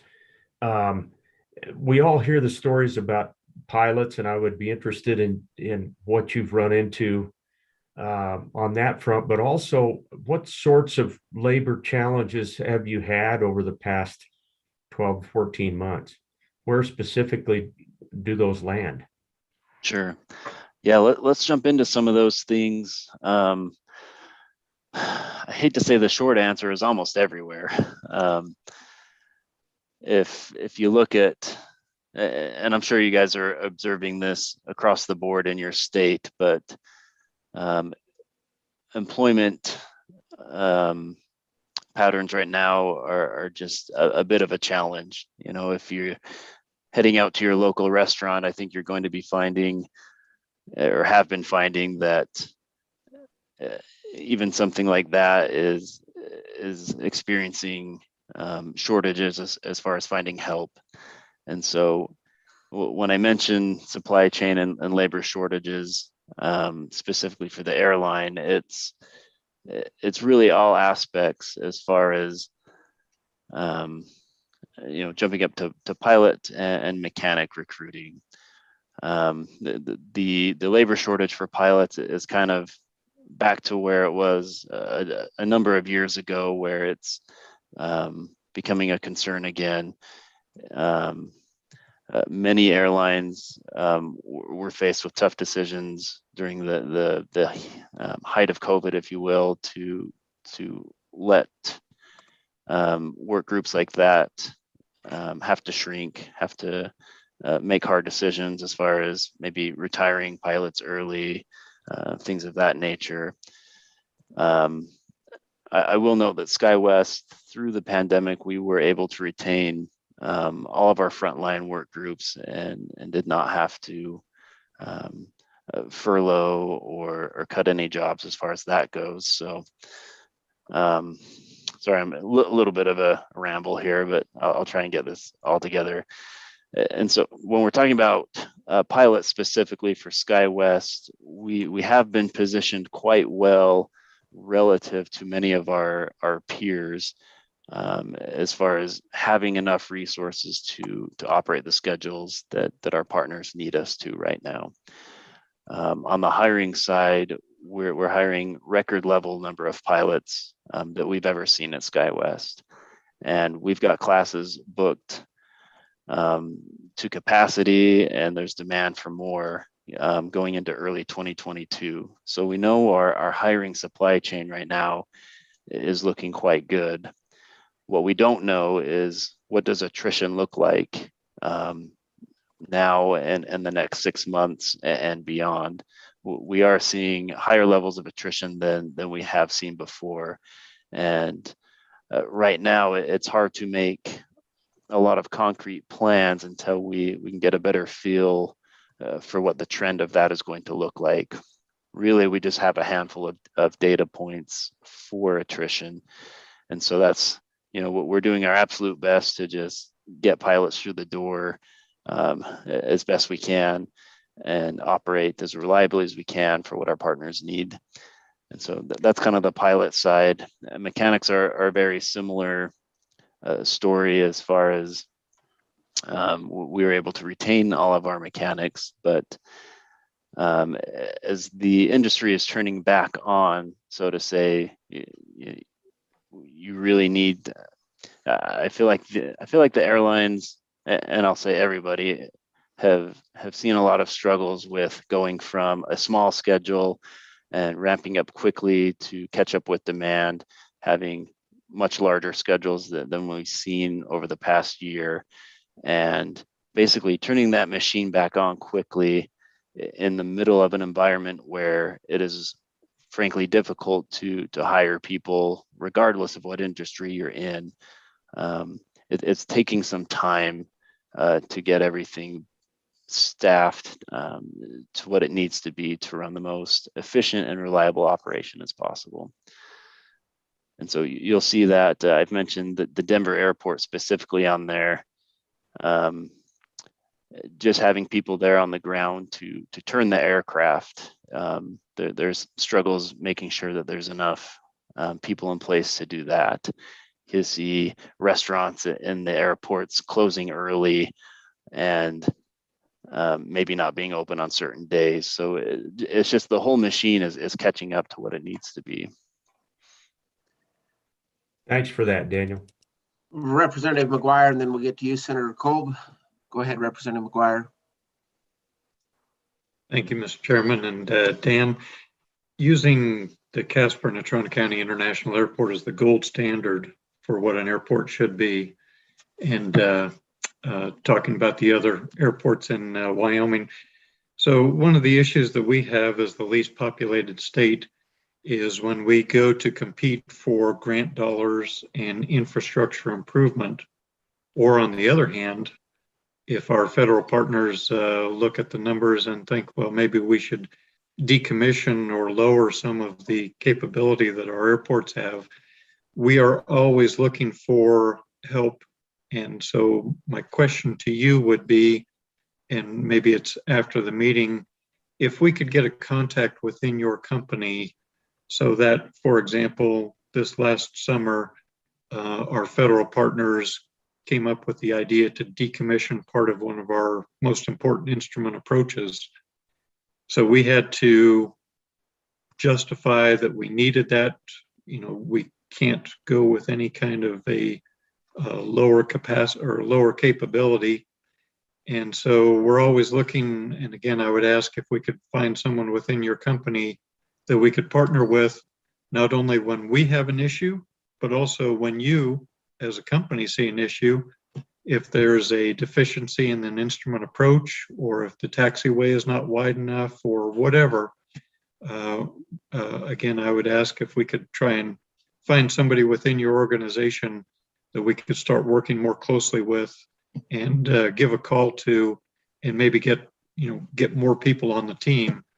Because again, there's no question when different airports are competing for federal dollars, if you have 8 or 10 congresspeople from that state versus our one congressperson, it's tough to compete on that federal level. And it is so important for us to continue to get our grant dollars 100% and for YDOT to be able to help and support us. So that's kind of my question and or request for you. And maybe that's an offline item for later on, but thank you, Dan.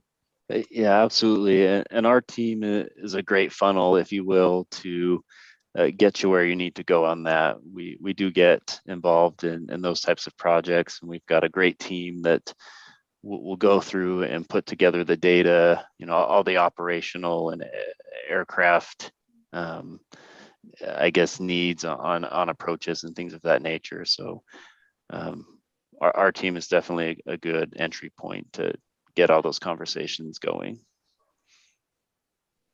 Very good. Representative McGuire, I think Dan will follow up with you after the meeting as to get those contacts lined out a little bit better, but I think it's a great point. Senator Kolb. Thank you, Mr. Chairman. I'd just like to first say we operate on the platinum standard here in the Rock Springs area. But I think in regards to our local issues with the airport, where the impacts that I know of, there's construction issues there. There's interstate I-80 construction issues. And probably more importantly, the downturn in the oil and gas and coal industry, I'm sure has a large impact on the airport employment. I think the other two issues will go away once things get finished, the construction period during the time we have. But I think those are what I know of. And if someone else knows more of that, if you could, Daniel, if you could expound on that, if you know something else in details, maybe something that can be done here that could improve the situation, I'm all ears and would like to hear. Thank you, Mr. Chairman. Thank you. Yeah, to be honest, you guys are really doing a lot already as far as keeping your airports ready, keeping things in place to make sure that they're, at a high tier of operational reliability. Certain projects, that you have mentioned, things are just taking longer to resolve, I suppose. So there will be an element of just patience as the world gets itself put back together and as things ramp back up to where they need to be. But as far as specifically Rock Springs, I feel like leadership has done a great job positioning the community and the airport and the air service to essentially be there for when all these other pieces start to fall into place. There's a lot we can't control, of course, with the business demand and things of that nature. But what we can do is be ready and available for people to use the air service in the way that they need to. And so a lot of that is I feel like in my opinion already in place, and there may just be an aspect of hurry up and waiting, but I feel everyone's done a really great job to keep things intact, keep things running, keeping the doors open, if you will, so that we're ready to receive things as they come back. Senator Guru. Thank you, Mr. Chairman. Just a question from one of the inferior airports. we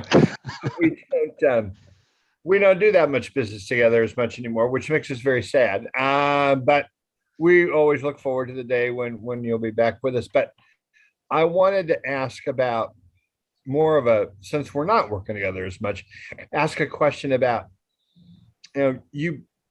your footprint is so big across the country, and and especially with smaller communities. That's what you do. That's your bread and butter.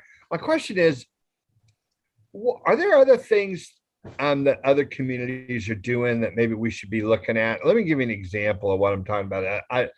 I talk to a lot of communities about building their air service programs. Some communities, of course, the general model is, we get 50 seaters, we want 75s. If we have 75s, we want mainline aircraft, we want more frequency.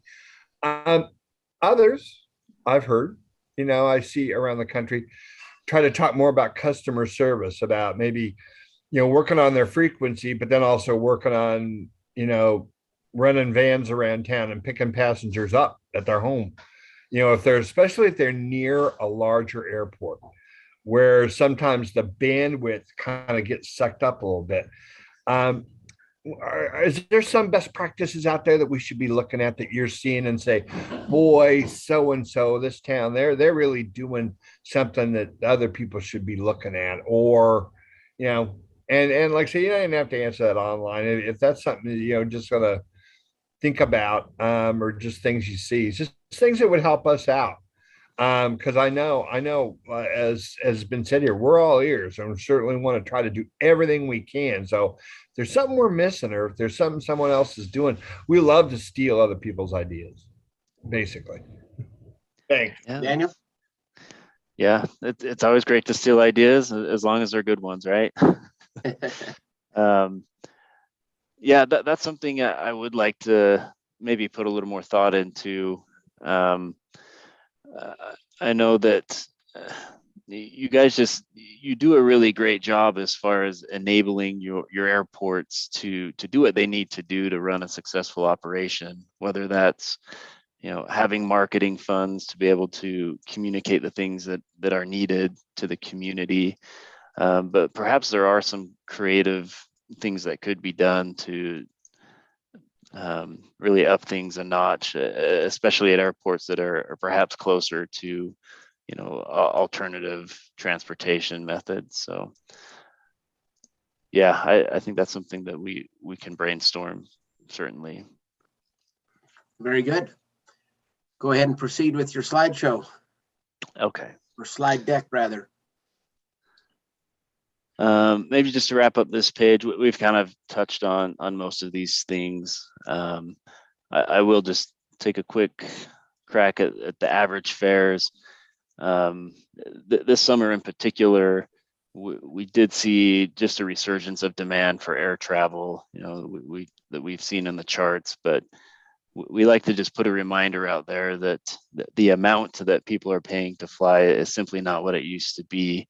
And we are seeing those fares slowly start to creep up, which to many, it doesn't sound like a good thing, right? There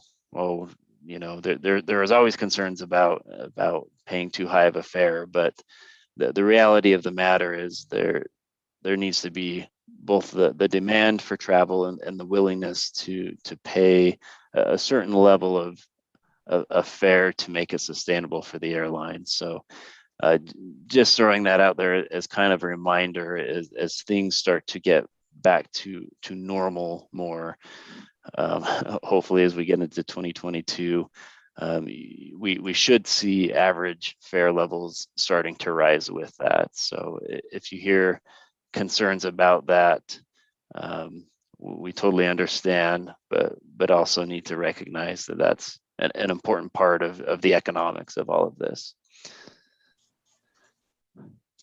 So with that, let's jump into everyone's favorite topic, COVID. So just put a graph here as a reminder of the direction of things are going with this Delta variant. Things are starting to spike again. We're not quite back here at the peak of what's going on. And I wouldn't say we are seeing the same level of impact that we had seen at the beginning and the middle of all of this. Bookings are indeed starting to soften across the industry. You've probably all seen headlines about that.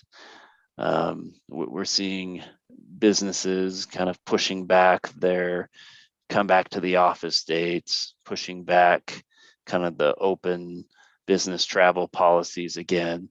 And so, and Dan kind of mentioned this, we are as an industry and really as a country just waiting to see kind of what this next wave is going to do. But I am of the opinion that the impacts to air travel should not be as dramatic as we have seen in the past. I think we'll see a more surgical approach to how things are adjusted in the schedules. And I think everyone's learned a lot of lessons this last year or so about how to deal with these things. But simply a reminder that there is just still that lingering unknown of what the future looks like. But I think we'll progress a lot more intelligently. We'll progress better this time because we have better data. I'll say it that way. A couple more charts just wanted to run through. This is the intent of this is to help you just kind of go ahead. Representative Burkhart, go ahead. Sorry, I didn't see your hand. Oh, that's okay. Thank you, Mr. Chairman. Daniel, quick question, maybe a little, you haven't quite covered it yet. How's the fuel situation look for you right now? I mean, it seemed like aviation fuel was in great demand here. The governor issued some executive orders to assure deliveries, but how's the fuel situation look for you now? Yeah, I think I could kind of speak high level to that.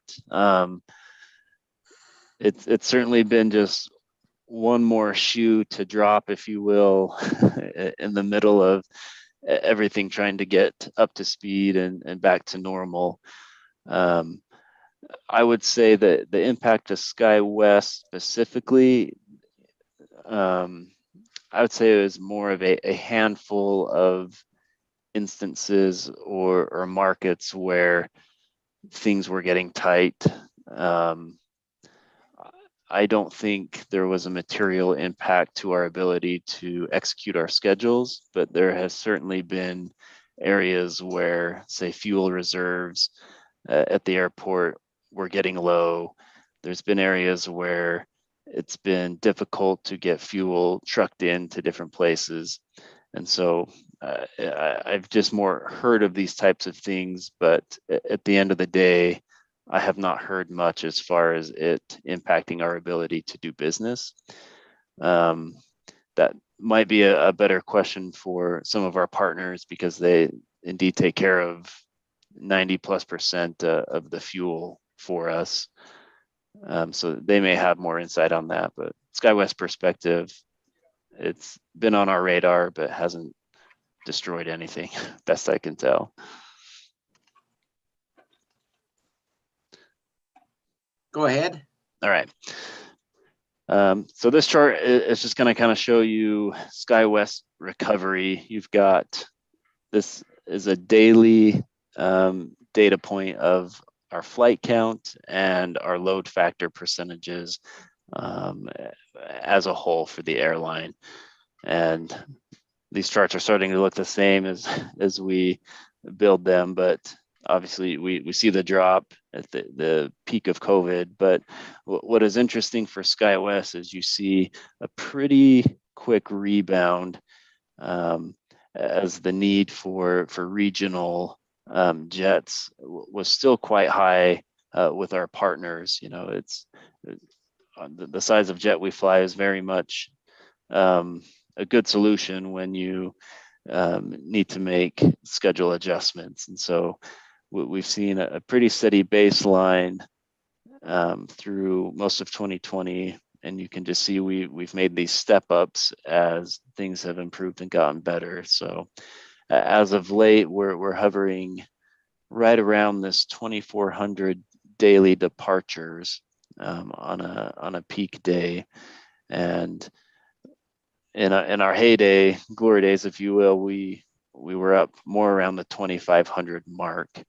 And so I simply show you this to just help you get a feel for how Skywest is doing on our level of flying. And I've included load factor information just so you can see it. But it doesn't paint a full picture of the industry, I don't think, because Skywest typically I want to say that we typically fare better than what you might get a feel for from the headlines, but certainly need to point out that it's certainly been a struggle. But basically want to assure you that we are up and running quite well, that we are diligently working to execute our schedules and be a good partner for our communities and our airline partners. And so this is just give a little data poll to show you where things are looking right now. And pretty much just one more here. We know a lot of things have changed and things are different, but sometimes we like to focus on what has not changed. And just want to point out that our commitment, and I'll say that all airlines' commitment to safety and reliability has not changed. Sometimes there's fewer tools in the tool belt than we would like, but the commitment is certainly still there. The fleet types that Skywest operates remains unchanged. I know Dan Malinowski discussed that a little bit, and I suspect we'll be discussing that a little more in a minute. But and just our partnerships with communities we serve and the partners that we operate for, they are all still strong and intact. And everyone, in Dan's humble opinion, has done a pretty good job working together to get through these challenges. And so with that, I will express our appreciation to all of you for positioning your state to work well with us. And I feel like you really have done everything you possibly can to make sure that we are able to stay in business and to provide service to you. So you certainly have our appreciation. And that's the end of my slides, everybody. So if we want to jump into some questions, I'm ready. Questions, committee? I'll start and probably should have asked our previous presenters the same thing, but it's really a pricing issue. If I fly from Casper to, say, Chicago, I'm going to go through Denver, most likely, and I might pay $600 for that ticket flying from Casper, yet I can fly from Denver for $100 or $150. So why is the Casper-Denver portion of the flight so expensive versus the Denver-Chicago portion of the flight? Knowing that it's an hour from Casper to Denver and 2 hours from Denver to Chicago, and I'm rounding some numbers here, but Sure. but for illustrative purposes, but I think you understand the question. And so why is that the case, and what can be done to try and make it more enticing to fly from our local communities? Sure. Well, I will start off by saying that the pricing side is not my wheelhouse, but I think I can throw out some thoughts for you on the topic. I would say that the biggest thing you can do is bring attention to it, whether that's through us in a market where we are the pro-rate provider, if you will, or with United proper, or whatever airline it is to establish a contact with someone that can get things communicated to the pricing department. We have seen actually quite a bit of exactly what you're talking about, and I can't speak for the pricing folks and people in that department, but in my estimation, it has been a bit of a struggle to stay on top of things as much as everyone would like. I think that's true for many businesses. It's true for many departments at the airlines. Things have been strained to the point that it's difficult to provide the same levels of service or attention to certain details. And it is immensely helpful when someone can help point things out that we may have overlooked. So we're happy to eat a slice of humble pie and say, hey, this might have been overlooked, and get working on it for you. And we have seen that more than I would like in the last year, where we've been able to work with communities to fix pricing issues. But it's definitely been a team effort. And I know a lot of steps have been taken on United's end to make sure they're looking at these things closely. But I do fear that that there perhaps has just not been enough resources to catch everything. Understandable. Other questions, committee? Representative McGuire, then Senator Guru. Thank you, Mr. Chairman. And Dan, you hit the nail on the head. We've been, at least here in central Wyoming, we work on those pricing issues all the time. And that's, you can't drive from Casper to Denver for free. So there is a certain cost. And one of the issues that we have is there's a lot of anecdotal data. So people are online now, because that's how the majority of airline tickets are purchased, is online. And so we don't hear until it's too late. And we're talking to people, well, why didn't you fly out? Well, it was because the price differential was what they decided was unreasonable. And so they went ahead and flew, or excuse me, they went ahead and drove. And so we're always kind of reacting after the fact. So that is an important thing, and that certainly affects you, and it affects our major airline partners, because as I mentioned earlier, if somebody gets on an airplane in in Wyoming, they're going to stay with that carrier. 90% of the time, they're going to stay with that carrier until they get to their destination. If they drive to the hub, more likely than not, they're going to pick a low-cost carrier, and neither you nor the major carrier get that business. So it's important for us to address that. The other thing I would invite you as you're talking with our major partners is trying to create a model where the people who are flying with their family, there's a differential pricing for that, because not only do we lose our business part or our business customers, but more importantly, if you're taking your spouse and 2 kids, then the price is really different. And then it becomes much more enticing to just fly to the hub or to drive to the hub, because you've got 3 more tickets that you're purchasing as opposed to 1. So if while you're discussing that with the major carriers, if you can stress to them, and they can do it with their models, if you can stress to them that if somebody's buying 4 tickets, it's a different set of circumstances than if they're buying 1. And so it's important for us not to lose that leisure traveler, maybe not so much in Jackson, but in central Wyoming, boy, that's a killer for us.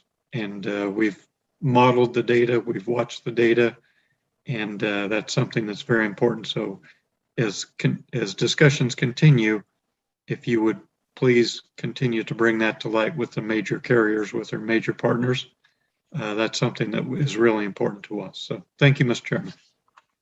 Good deal. Senator Guru. Thanks, Mr. Chairman. And I can assure the good representative from Natrona County that people in Teton County care about airline fares just as much as people do anywhere else. I worked inside our airport for 20 years, and no one, I can honestly say, no one has ever walked up to me and said, "Hey, Mike, I got a great price on a ticket. Thanks a lot." I've had a lot of people walk up and shake their ticket in front of me and say, "I can't believe what it costs for this ticket." But I always know when they say, "Good morning, Mike, where's the coffee?" I know that they got a good price. So that I just have to kind of live with that. My question is, with regard to, yeah, and I don't put you too much on the spot, but I do a little bit. Let's do it. Yeah, just a little. Capacity agreements. In the last year, we've had to be extremely nimble and go through things that 2 years ago we would have called each other liars if we just said what was going to happen. Do you think that the model that we're embarking on, these capacity service agreements, helps you be more nimble?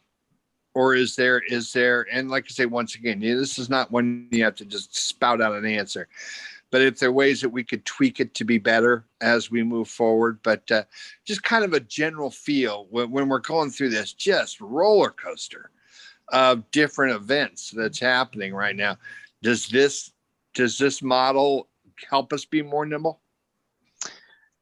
Yeah, I have no problem speaking pretty openly on this. So I can tell you that the model that you have has basically allowed air service to exist, especially during the last almost couple of years now. Without that model in place, I think we would have been in a position to make some very tough decisions.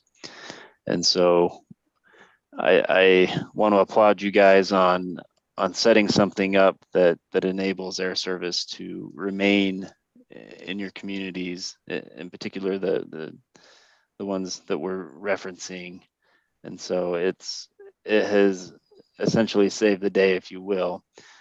It has allowed us to be nimble. When we first put this thing together, it was a little daunting as far as how many pages were in there and lots of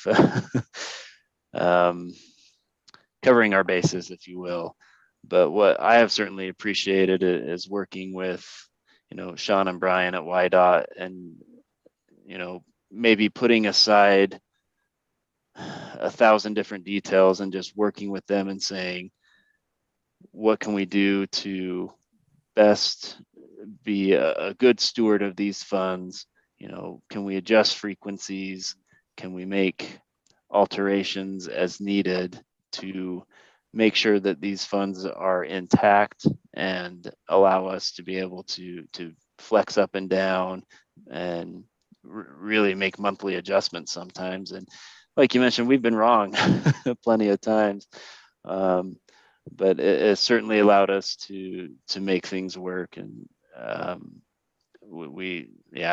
can't say enough of how well it has worked. Thank you for your candor. Yes. So I know sometimes we work outside of the lines a little bit, but we appreciate that flexibility.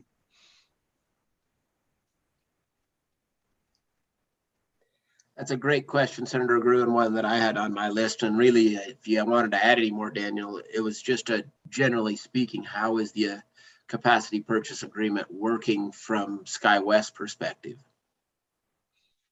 Yeah, from our perspective, it's working very well.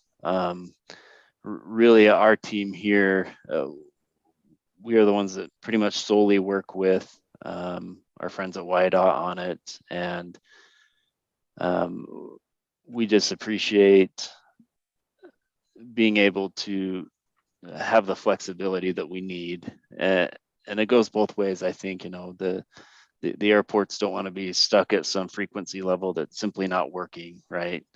And so it's been an amazing back and forth. It's been a model that when other airports or communities ask us, hey, what can we do to, have good air service and make it work for you guys? I can't tell you how many times I've said, well, you can look at the Wyoming model and see what they're doing, and anything you can pattern after that it's just going to be a success. So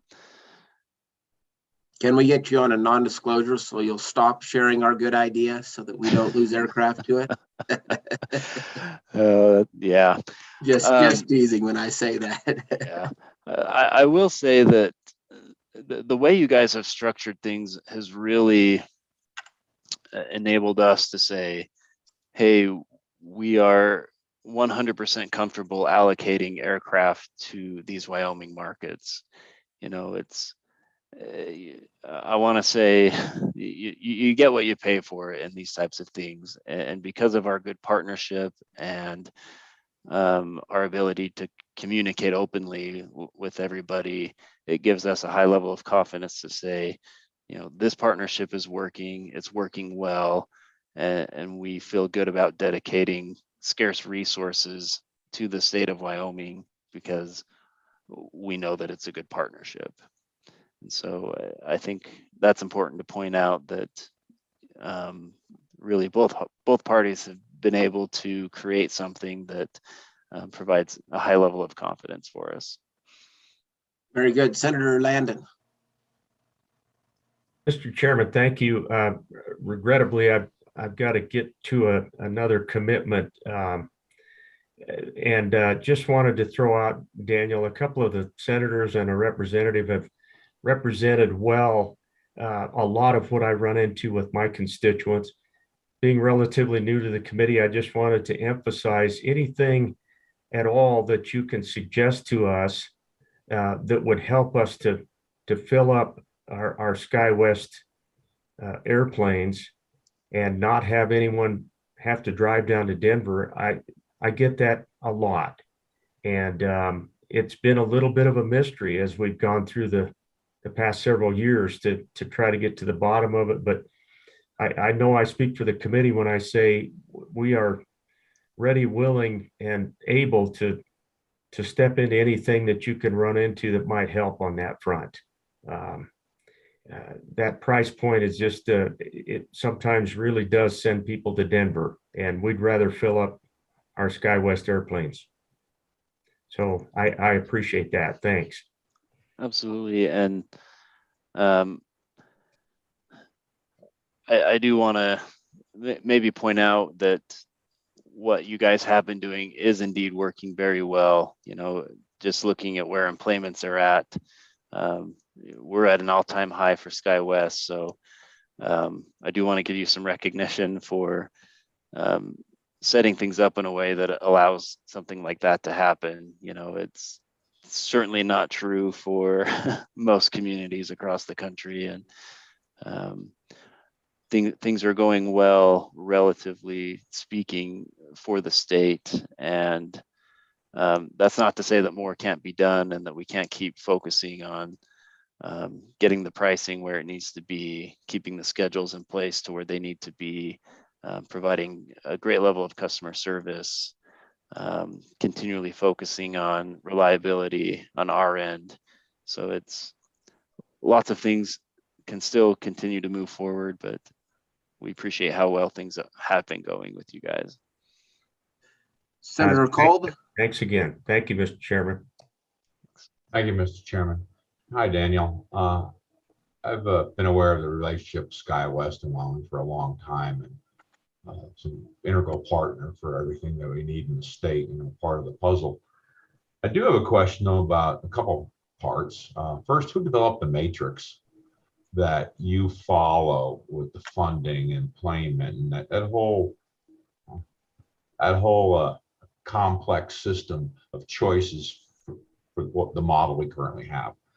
And then how do we improve this? I mean, we can't, I mean, in my mind, we have to make improvements else we're going to be in a bad situation in the future. It's going to be less beneficial to us.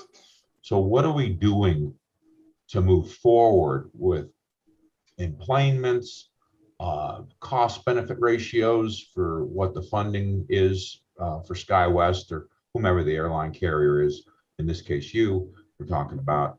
But what do we do to make that better? What do we do to move forward? And I realize there's a lot of parts to this question, but in a big grand scheme of things, who's behind this? Who makes these decisions?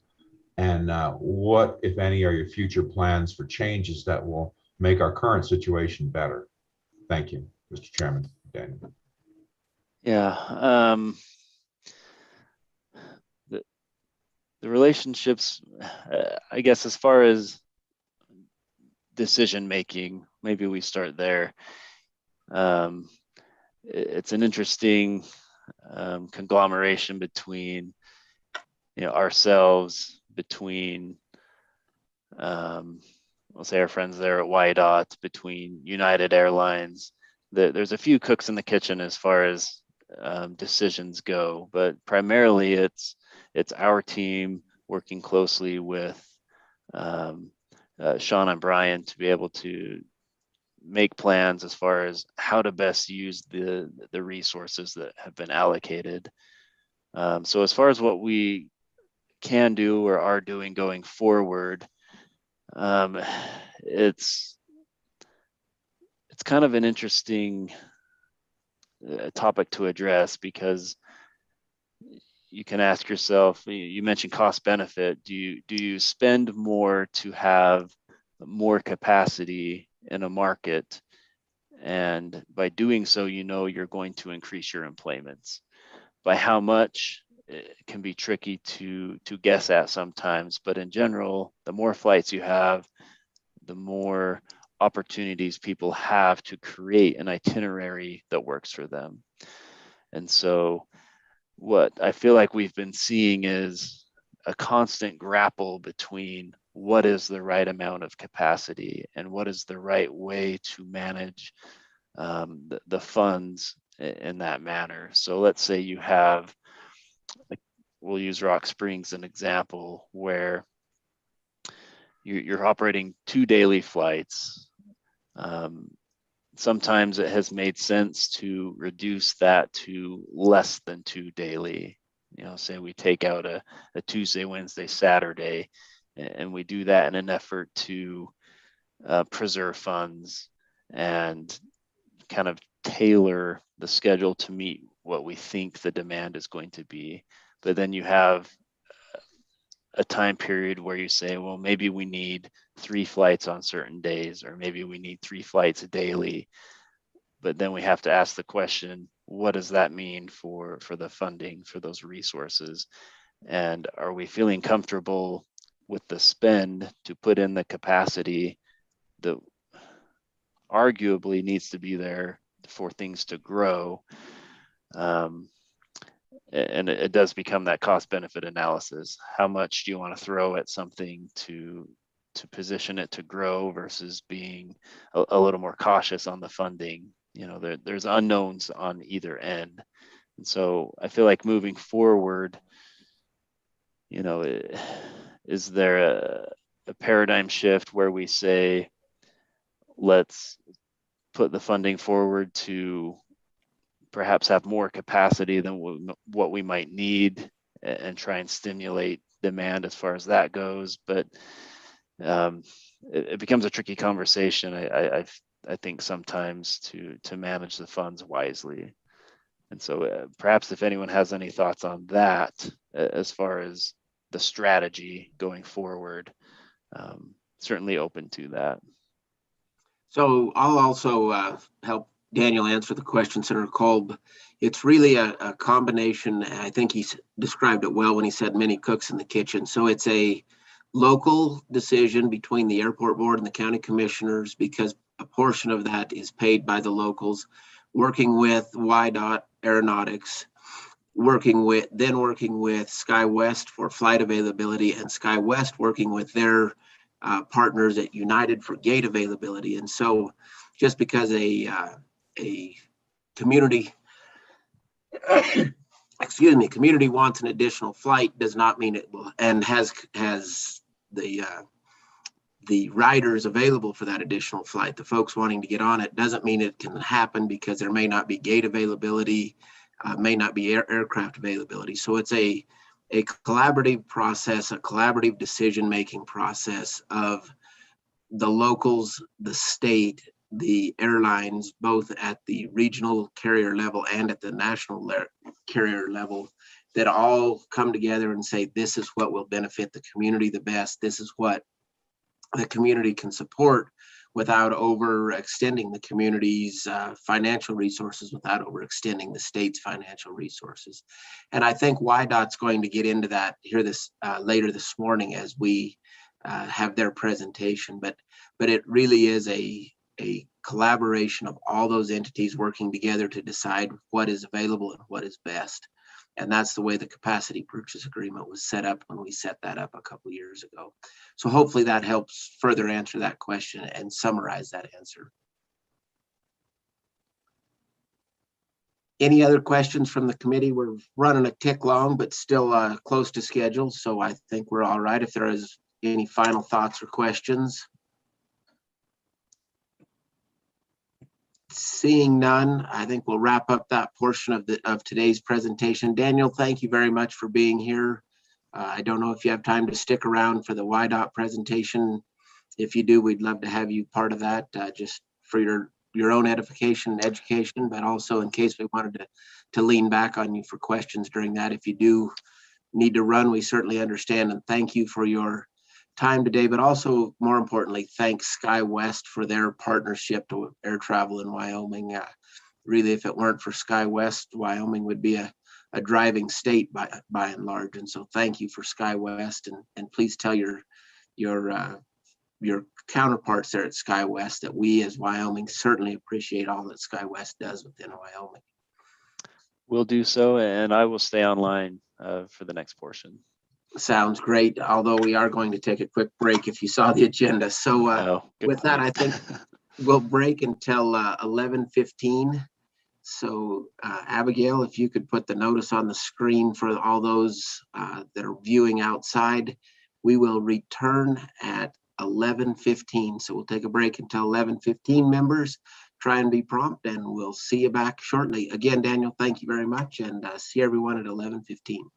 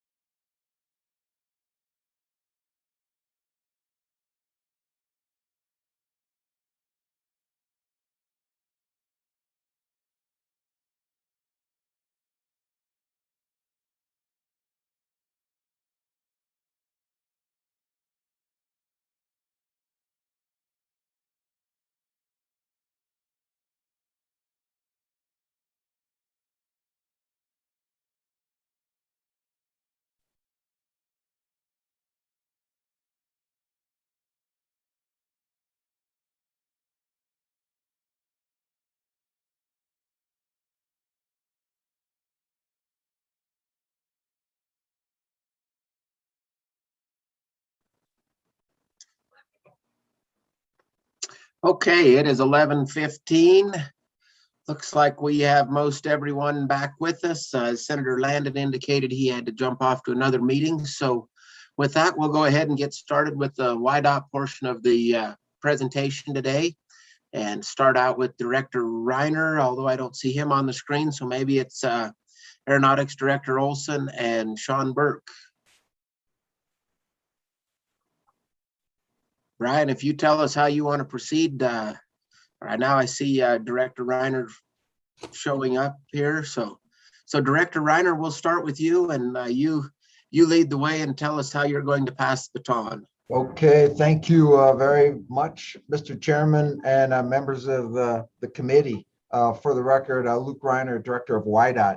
Mr. Chairman, really what I'd like to do is just make a few opening comments, and then I'll pass the baton to Mr. Burke, and then we'll close up with Mr. Olson. Historically, the directors always made a couple comments about the agency, but as I look at the members of this committee, Mr. Chairman, really with the exception of yourself, everybody will already have heard these comments. So I think in the interest of time, I may just make a couple comments and then just push right to the air service portion. And really what I tell you in regards in the COVID area is just like everybody else, we're spiking. And unfortunately, we've had our first couple of deaths and within YDOT. And so those are significant events, and we'll keep working through those issues with a focus on employee safety and maintaining mission. Construction is proceeding well, and we're starting to wrap it up.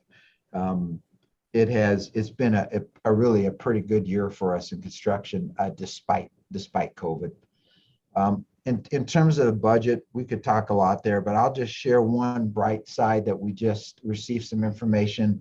$27 million extra in August redistribution will be coming to us in terms of horizontal construction, roads and bridges. And the other issue that we're watching closely is this passing of the IIJA, because of all of the additional resources it will provide to the department.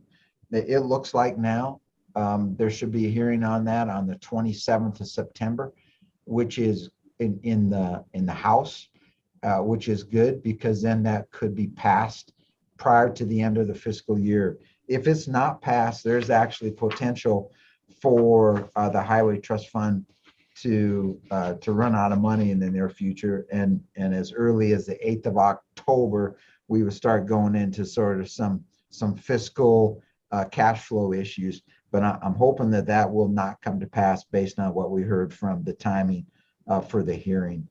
And really, in terms of upcoming challenges, there's a lot of them, but I think because we're focused on air transportation, I'll just share with you one that we're spending some time on because it's related. You know, as we think about air traffic, both business and personal travel, we know that supports lots of areas across the state and lots of activities across the state in terms of climbing, in terms of bringing families on vacation. And what we're starting to see pop up across the state is really access issues. So people, you know, fly in, rent a car and want to go somewhere. And many times what we're discovering is with really this draw now to the outdoors that we've seen over this last year is issues in certain areas where there's not good public access. And so we are working that hard with the governor's office and with Parks and Cultural Resources, trying to set the conditions and minimize really those friction points of people parking on roads to get to areas where they want to go. We're working very hard to be the agency of yes in terms of support, or trying to get to yes in terms of, you know, support to the state tourism industry, largely of what we're talking here with air traffic. With that, Mr. Chairman, I'll take any questions you might have, but I'd like to just thank Brian and Sean for their phenomenal work that they do for all of us for YDOT relative to this air transportation issue we're talking about today, and would certainly thank our industry partners. And I hopefully Dan's still on. Really appreciated those updates this morning, and it's a phenomenal partnership that we have, and this capacity purchase agreement, and really the leadership of this committee over years and the legislature has been key to our success. So with that, Mr. Chairman, I'll see if there's any questions, but if there's not, we'll pass it to Sean.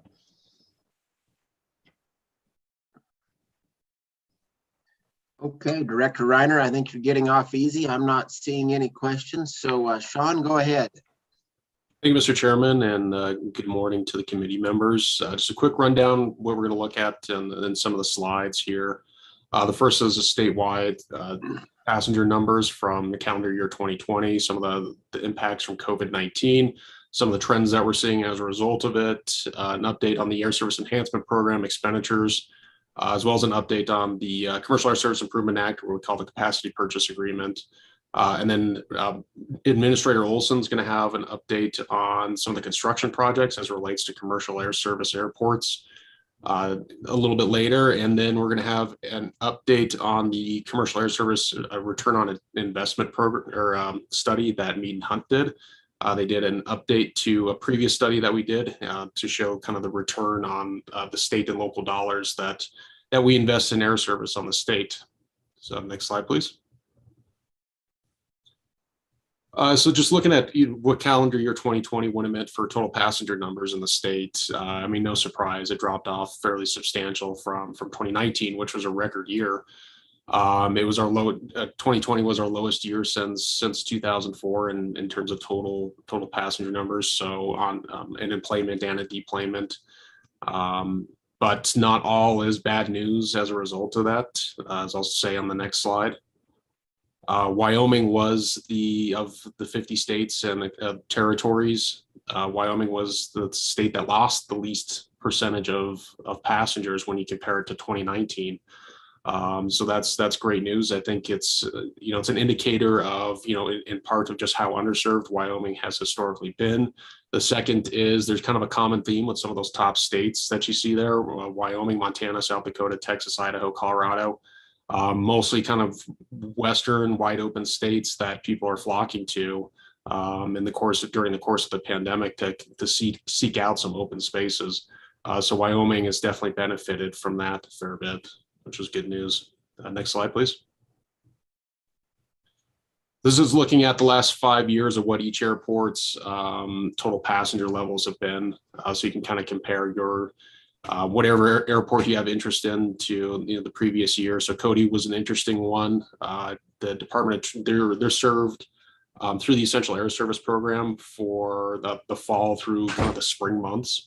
The Department of Transportation allowed their Essential Air Service provider, which was United, to go down to one frequency a day as a result of the COVID restrictions. So they in essence, kind of lost some more connective opportunities, lost a fair bit of traffic as a result of that. But they've come back relatively strong in June, July, and August, which is good to see. Casper on there, Cheyenne, lost service to American, they lost service to American early 2020, was reinstated with service on Skywest to Denver later in 2020. Jackson Hole's in there. Laramie's done relatively, well each and every year right up until 2020. They've just been incrementally growing, year after year. The two really interesting ones would be Riverton and Sheridan. They actually gained passengers, depending on how you measure it, whether it's TSA throughput or enplanements by the FAA from 2020 compared to 2019. And that's a result of having a full calendar year where we swapped over to Skywest and United Express, which is great to see. So next slide, please. Some of the trends that we're seeing through 2021, you heard it from some of the airlines. The traffic heavily favors the more leisurely markets. So Jackson's benefited greatly from that. Sheridan's doing relatively well as a result as well. So business traffic, it's been slow to come back, and especially in those parts of the state where mineral extraction is so critical. So places like Casper, Gillette, and Rock Springs, I think, have been dented a little bit more than some of the other airports. Yields and average fares have dropped pretty substantially. I think this is a big point for us. It's great. Average fares are going down. It's more enticing for leisure passengers to hop on an airplane, but we are, and especially some of our business heavy markets, we're reliant on getting kind of some higher fares out of those business travelers to make it a sustainable market. And as a result, it might be difficult to attract more and expand more service in some of those busy business centric types of markets. So next slide, please. Just a quick pie chart to show where the total passenger numbers break out as far as airports in the state. No surprise, Jackson's 70% of the total traffic in and out of the state goes in and out of that airport, followed by Casper and Cody, and then kind of fragmented out between the rest of the airports there. Next slide, please. So this is a percentage change from 2019 compared to 2021, to 2019. So we consider 2019 as being kind of the normal year that everyone's trying to get back to, of just where the first 6 calendar months have panned out. So January through June 2021 compared to 2019. So Cody's still down a little bit. Casper, Cheyenne, Gillette's down there. Jackson's just showing some good growth over 2019, which was, like I said, a record-setting year. Laramie down a bit, and again, Sheridan and Riverton had a great summer for those 2 airports, which is great to see. So they're up a fair bit, and Wyoming as a total is up just a little bit over 2019. So hoping that we might even beat 2019 this year, but we'll see as the next couple months pan out. Next slide, please. Just some quick booking trends that we've seen nationally. Leisure traffic is surpassing 2019 levels, kind of for now. We'll see how that carries into the fall. Corporate and business traffic are expected to be down, close to half, especially as we get into some of the fall months and the additional travel restrictions that are imposed by corporations or businesses. The business-centric markets being down a fair bit. First quarter fares, so January through March, were down 27% just from 2020, which was more or less just prior to the kind of the peak COVID portions in the late part of March 2020 into April. Here in Wyoming, resident traffic has rebounded a fair bit, but we're still at 71% of the 2019 levels. Visiting, so non-resident traffic, that's up to 131% of 2019 levels. So the loss of originating residential traffic, business traffic has been kind of offset by people coming into the state and seeking the wide open spaces. Next slide, please. Into some post kind of COVID impacts that we're going to see. The bigger jets are getting more popular nationally in larger markets.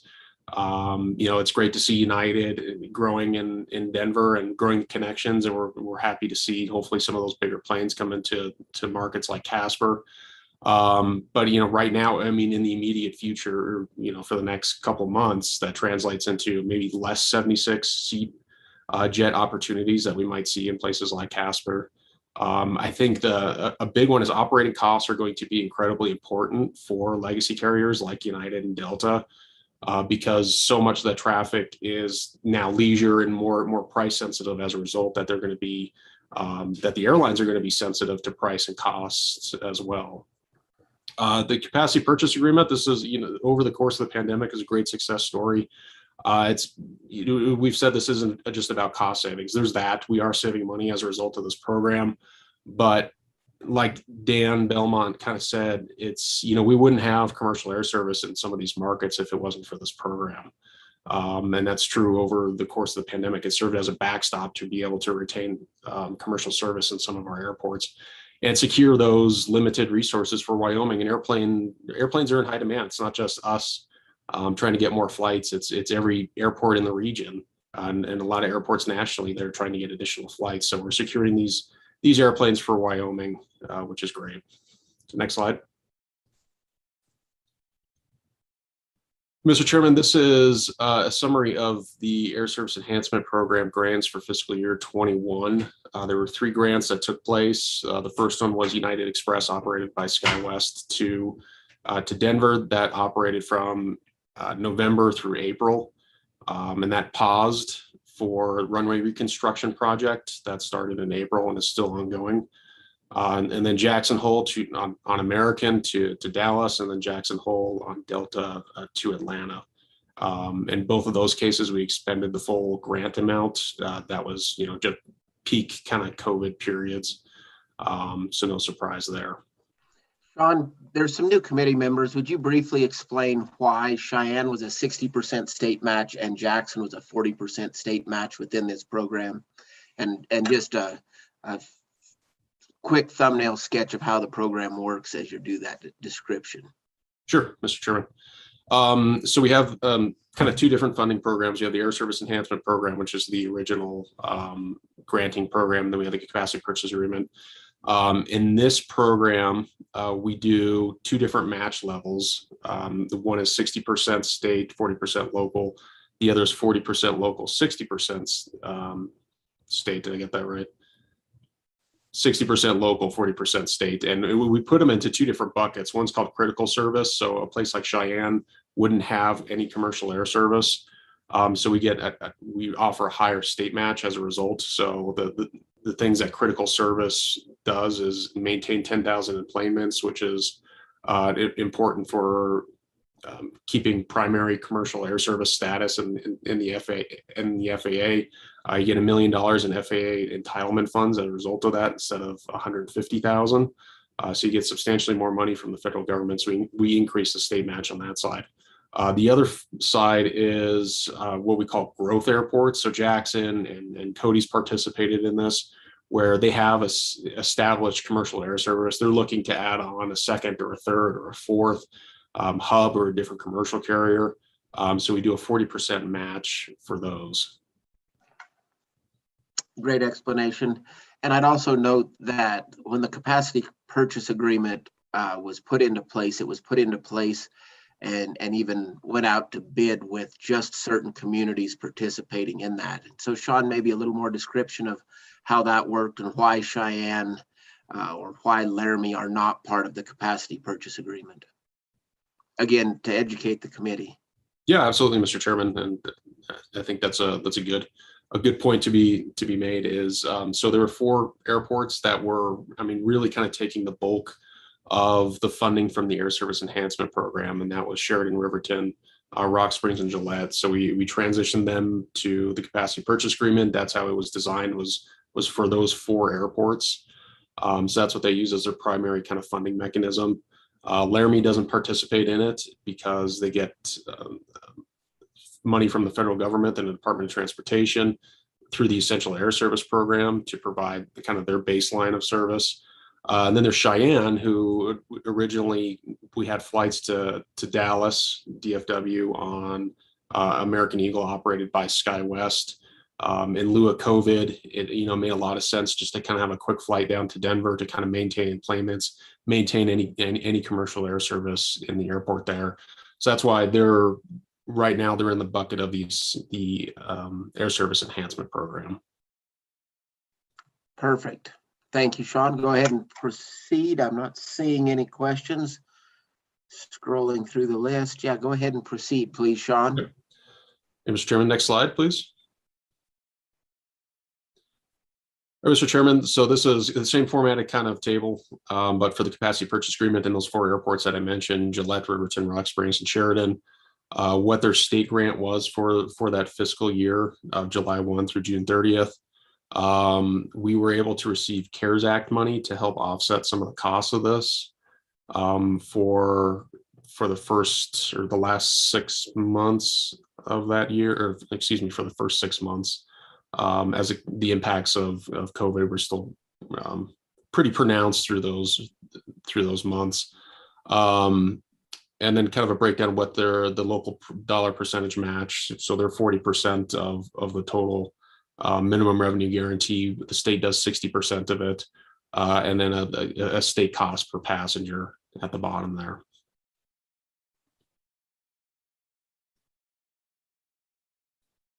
If there's no questions on that, Mr. Chairman, I'll go ahead and proceed. Please proceed.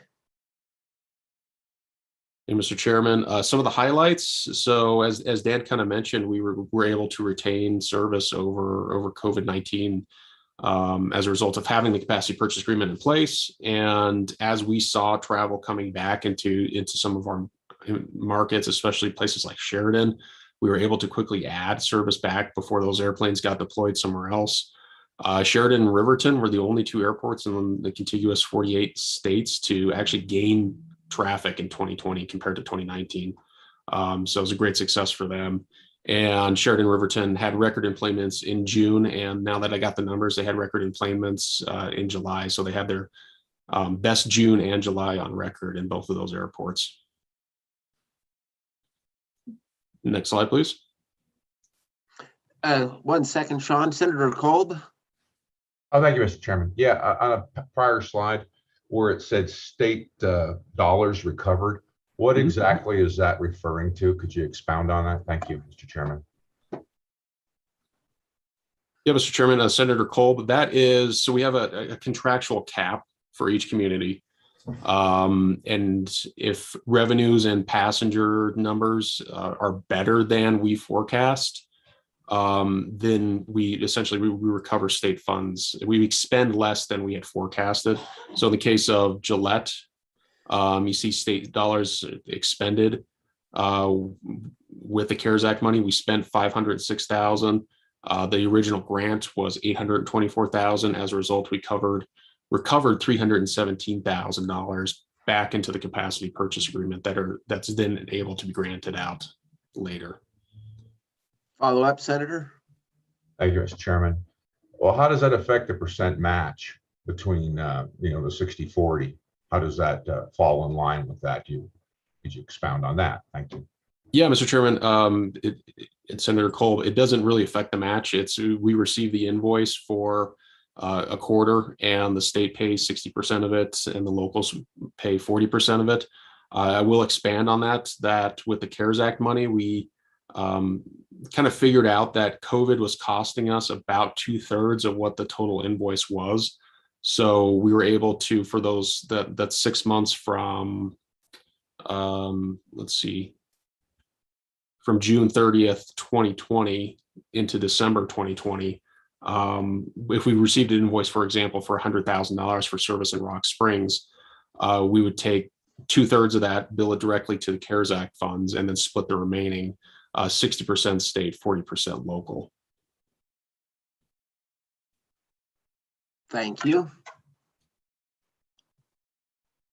Go ahead, Sean, proceed. Please.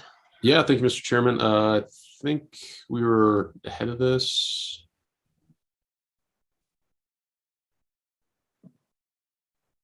Keep going forward, going backwards.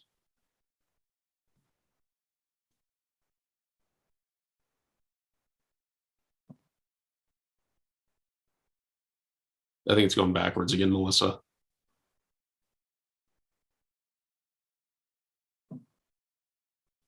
Sean, as long as you were going backwards there, could I ask a question real quick about that 27% down bubble you had in airline, in what airlines were making there on one of the earlier slides? They showed a 27% decrease in their I don't know if it was their profit or if it was their yield per seat or what, but was that a Wyoming number or was that a system-wide number? That was just a national number of what the DOT takes a percent of sample of all the tickets, and so it was just an average decrease in the one-way fare there. For Wyoming, it was about the same. Okay, thank you. You bet. Okay, thank you, Mr. Chairman. Continuing on, I think we're on the correct slide here. So capacity purchase agreement was working as intended, even during COVID, of achieving more passengers at a lower cost. We were able to reduce the per passenger cost in Sheridan and Riverton by 64% compared to their previous provider. And we were able to provide 57% more passengers over the course of the 2021 fiscal year, and a 10% reduction in total costs. That's before factoring in any CARES Act money. So it's, great success coming out of that, especially for those two airports, that more passengers, lower costs. That's the goal. That's always been the goal. It continues to be the goal. So we're excited to see, how that's panning out. Next slide, please.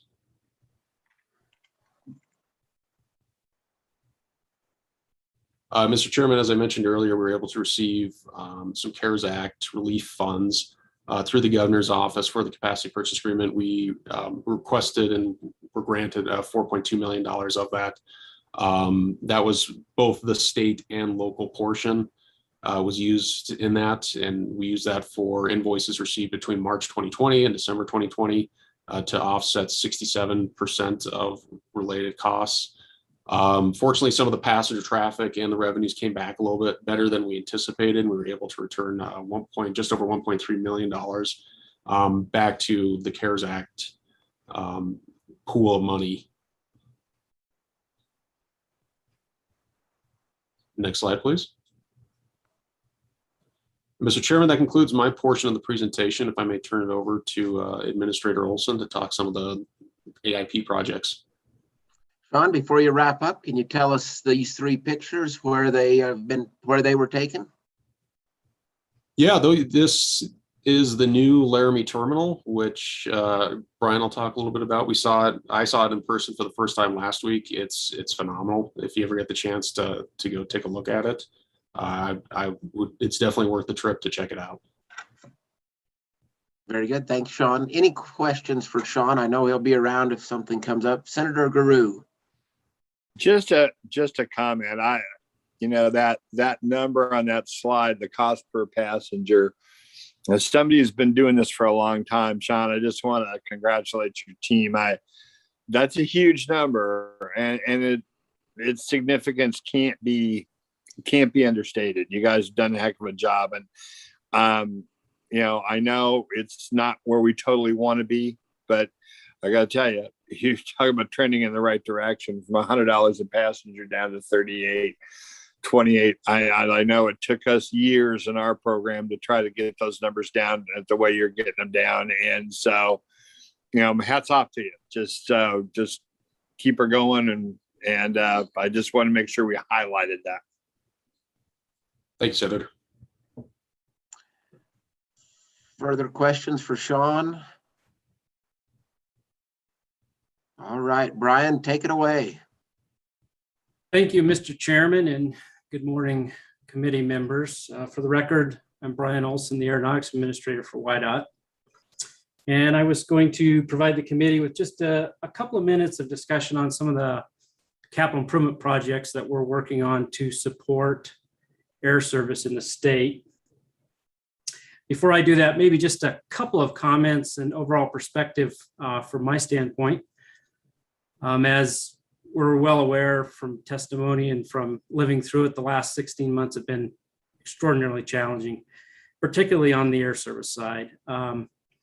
But with that, I do just want to express my thanks to the legislature for their work on the capacity purchase agreement. It was a very valuable tool in our toolbox to retain air service. So much appreciated. And it's been very much a success. And then also I want to thank our airline partners, Skywest and United.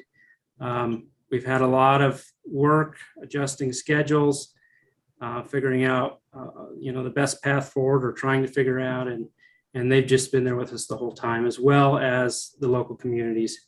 It's been a great partnership. So appreciate all their hard work and their flexibility and the communication. So with that, Mr. Chairman, just a couple of slides on some capital improvement projects. On slide 16 there, our new commercial terminal in Laramie. That's completed. The purpose for that reconstructing that terminal was the hold room would only hold about 30 people. So with a 50 seat jet, they had to start folks boarding and then continue getting folks through security. So in addition, the structure was very old. So that's a completed project and it's a nice addition to the Laramie Airport. Next slide, please. Another project that we've completed recently is the Sheridan Terminal rehabilitation and expansion. So that project, they had the same issue in Sheridan. The secure area was very tight. And in addition, it had not been designed for security equipment. So we expanded that terminal and did some rehabilitation, added restrooms on the secure side, and it is wrapped up as well and functioning very well. Next slide, please. An upcoming project that actually is just kicking off, the terminal in Rock Springs. That'll be a renovation as well as an expansion. So that project will be ongoing over the next couple of years. And there will be a lot of upgrades to the facility, make it ADA compliant, increase the size of the secure room, and take care of a lot of things that needed to be done at that facility. So that's just starting. And it will also, all of these terminal projects prepare us well for the future. We've heard some of the discussion this morning about what the future may look like. And we want to make sure that we're, from a physical infrastructure standpoint, that we're prepared for the future. Next slide. And then finally, Mr. Chairman, on slide 19, I just added a few of the other significant projects that are ongoing at commercial service airports. And I won't spend a lot of time on these, but would be happy to answer any questions. Casper, we're just wrapping up a large apron project, concrete apron project. They completed a new aircraft rescue and firefighting training facility. It actually is increasing the capabilities there, and it'll be a regional facility to train our personnel. And so I think that that'll bring some nice economic impact into Casper, as well as providing our firefighters with the ability to stay current with FAA requirements. The Cheyenne Main Runway project is ongoing. It's this year's phase is part of a larger construction project. We're reconstructing a third of that runway, and it's a major project. It obviously impacts air service. So we're working through a lot of details on air service as well as the construction itself. Cody, improved runway 4 approach. For many years, Cody struggled with weather and minimums or the ability to get aircraft in there with certain weather conditions. We're hopeful that this approach, and the FAA has approved the approach, so there needs to be some ground-based equipment added. We're hopeful that will help on the reliability side and get aircraft into Cody in adverse weather conditions. Jackson, Senator Grew's quite familiar with this project. The reconstruction project, actually there is some efforts this summer, but the majority of the work will be done next spring. And the runway, of course, will be shut down for approximately 75 or 78 days while that project is done. Major project in Jackson. So with that, Mr. Chairman, that's all I had on the capital improvement side. And if there's no questions, we can move on to the meet and hunt portion, or be happy to answer questions as well. Questions, committee? Not seeing any. Brian, just a brief touch on how those projects are paid for, the federal components that come in to help pay for those projects you just went through, so that the committee can have a better understanding of that. And then also how the state share within WYDOT's budget is allocated, just so, again, so that members have a more complete picture of that side of the project. You bet, Mr. Chairman. On the funding side, so generally how it works is we work closely with the FAA and the local community to have a 5-year capital improvement plan. So we like to have these major projects planned well in advance. And then there's 2 types of federal funding. There's what we would call like a formula type funding that comes in, and the airports get a certain amount every year. And then there's also discretionary funding. Those are funded, and I'm speaking strictly for commercial service airports, those are funded at 93.75% federal match. We match 60% of the remaining what's left, and then the locals pick up 4% of what's left. So that's the overall sort of funding scenario. I would say the last year, we did get some 100% federal funding on the capital improvement side, which was very helpful. So some of these bigger projects do have 100% federal funding for a large portion of the project. Sometimes we funded design or something sort of on the side. So that's generally how the funding works, Mr. Chairman. And then the second part of your question? The aeronautics portion of YDOT's budget, how that's established. Yeah, so Mr. Chairman, for aeronautics, we're part of the legislative side of the budget. So there's the legislature, the budget's proposed, and then of course joint appropriations, and you all work to set that budget.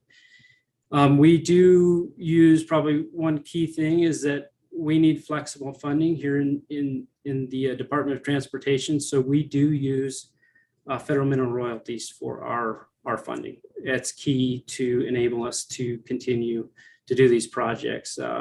Highway funds, from highway user fees, obviously cannot be used for any of these type projects. Perfect. Any questions? Hopefully that helps a little bit, committee. All right, Brian, I think we are ready to move on to the meet and hunt portion of the presentation.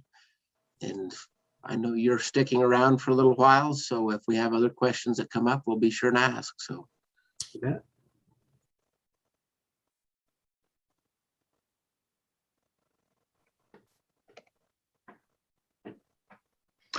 Joseph, great to see you. Tom Walters here. It's been a couple years, and would certainly wish we could be seeing you in person today.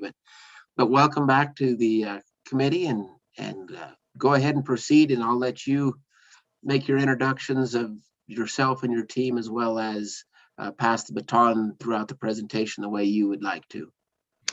Same here, Mr. Chairman. Great to see you as well. And I'd like to thank YDOT staff and other committee members for myself and my colleague Doug Blissett to provide you an overview of the return on investment study we completed last year related to the Air Service Enhancement Program. We'll spend about 20-30 minutes, answer your questions along the way. And due to the size and scope of this program, we were charged with doing the due diligence on essentially whether or not the money that the legislators allocated was money well spent. So we'll get into the details of that, and like I said, answer any questions. Doug, you want to launch the presentation? I think it's up there, Joseph. Can you see it? Sorry, I couldn't see it on my screen. Can others see the presentation? The slideshow is not showing on our end just yet. All right. Abigail, I just wanted to make sure Joseph and Doug are able to share their screen as well. Mr. Chairman, they should be able to. Okay.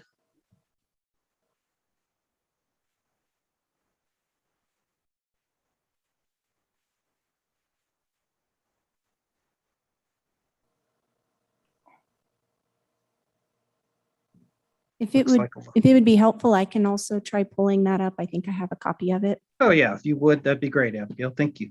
Yeah, thank you, Abigail. And my apologies. While that's coming up, before we get into the details of the study, just a few high-level points on it. A little background. We first completed an ROI study of the ASAP program in 2016. That study only included state dollars, not the local match that Sean was just referring to. So that local match was essentially about $11 million. So we were tasked with going back, taking not only the state's investment, but local communities as well.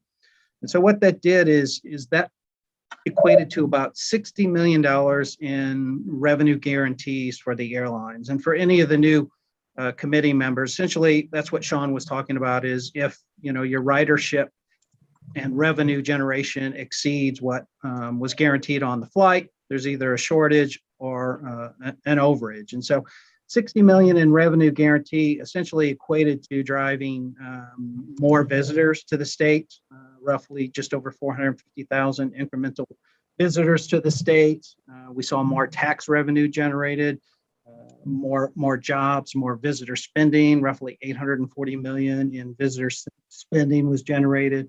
And overall, it was about 1.2 billion in economic activity over the course of this program, which started in 2004. And so what that turns out to is about an ROI of about $19, just shy of $19. And Abigail, you can go to the next slide if you would, please.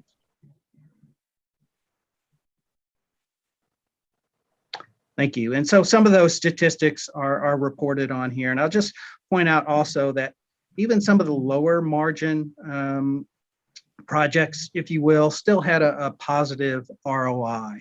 So I'm going to turn it over to my colleague, unless there's any questions on the intro, to get into our methodology, some of the details by community, and then we'll wrap it up and have time for Q&A. Great. Abigail, next slide, please. I won't bore you with the details of all of this methodology, but a lot of that is in the actual study itself. You can find as much detail as you need. But in essence, this was an update of a 2016 study that we did. In that study, we only evaluated the return on investment from the state's investment in the ACEP program. And this 2020 study included both the local and both the state and the local community investment as well. So it's a more fulsome reflection of the overall economic impact of your investment in air service development through this program. The study ties out to the overall 2020 Commercial Aviation Economic Impact Study conducted by Javiation. And it was built up with a combination of direct airport surveys for things like the individual airport employees, payroll, direct spending, the commercial airport tenants, same categories, and same thing for airport capital improvement projects. And then the visitor spending side of the equation was derived by pulling ACEP route-specific passenger counts and then applying the visitor ratios from both Department of Transportation statistics as well as local community surveys. And then that number of visitors was multiplied by the average visitor spend on an individual community basis based on local community surveys.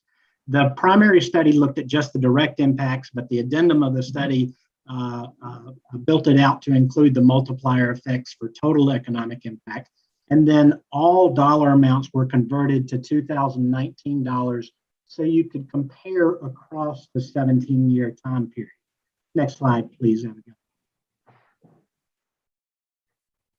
This slide actually makes it a little simpler to see. We'll start in the upper left-hand portion, and the airport administration, maintenance, and operations, essentially the employees, the payroll, and direct spending of the airport flows into on-airport direct impacts. And then the commercial tenants there at the airport, same categories flow into that bucket. And then capital improvements, once again, payroll and direct spending. Those three components make up the on-airport direct economic impact. On the right-hand side, you see the overall visitor spending. So the calculated visitors on those specific ACEP routes multiplied times the average visitor spend by community rolls into the off-airport direct impacts. Those two categories make up the direct economic impact that the report talks about.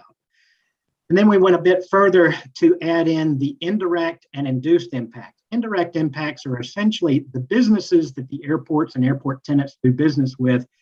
They have spending on payroll, equipment, and goods and services, and it rolls in that overall economic activity into the equation. And then the induced impacts, the employees at the airport are going to go out and spend their earnings on goods and services in the local economy. Those are calculated by state-of-the-art M-Plan modeling software, but adding those to the direct economic impact gives you the total economic impact. Next slide. A quick look at the distribution by airport. There were 81 total projects across that 17-year time period, and just over 30% of those projects were for the Jackson Airport. Cody saw another 22% or 18 projects, with Rock Springs at 14 and Gillette at 11, and then the remaining 4 airports, Riverton, Cheyenne, and Sheridan and Casper, with less than 5 projects apiece. To the right, you see a breakdown of the ACEP dollars invested, with Rock Springs with 14.4 million in total investment, Gillette with just over 13 million, Sheridan at 8, and Cheyenne at 6, Riverton at 6, and on down the list. Next slide. Here we take a quick look at the most popular destinations for the ACEP projects, and shouldn't be surprising to anyone that the 2 closest hubs get the majority of the overall projects, with Denver having a third of the total projects out there, Salt Lake City with another 23%. You see a good listing of Dallas and Chicago projects under there, as well as a handful for Newark and Dallas and Minneapolis. But Denver and Salt Lake receive the majority of the projects because they're the most efficient hub access into the nationwide commercial service network. Next slide. Here is sort of the core breakdown of, number one, the ACEP investment by community, the direct economic output and direct return on investment, and then the total economic output and total return on investment. The key here is that the total ACEP investment over that 17-year time period was $60 million in 2019 currency rate. But that produced a total economic activity of over $1.2 billion. That's almost $20 per $1 spent on ACEP support, for an overall ROI of just under 19. You can see from this chart that Jackson dominates the list with a return on investment of 126. Cody is next on the list at just under 30, but every single airport had strong positive return. In fact, if you exclude the phenomenal numbers at Jackson, you're still seeing almost a $9 or $10 return for every single dollar that you invested in ACEP. Next slide. This does a quick summary of the overall visitor and job and tax impact to the program. Once again, 81 programs, just over $60 million invested, produced almost 700,000 travelers to and from the state of Wyoming, supported just under 13,000 jobs within the state, and just state and local taxes alone generated from the economic activity produced just under $56 million. So just the state and local taxes generated from ACEP-related economic activity almost paid for the program itself. Next slide. I wanted to give you a breakdown of the overall economic drivers so you can see the key components of this. You see out to the far right, the $1.2 billion in total economic output. Well, visitor spending made up 70% of that total. It is by far the biggest contributor to overall economic activity for air service development at $840 million total. But the airport tenants produced another $160 million in economic benefit.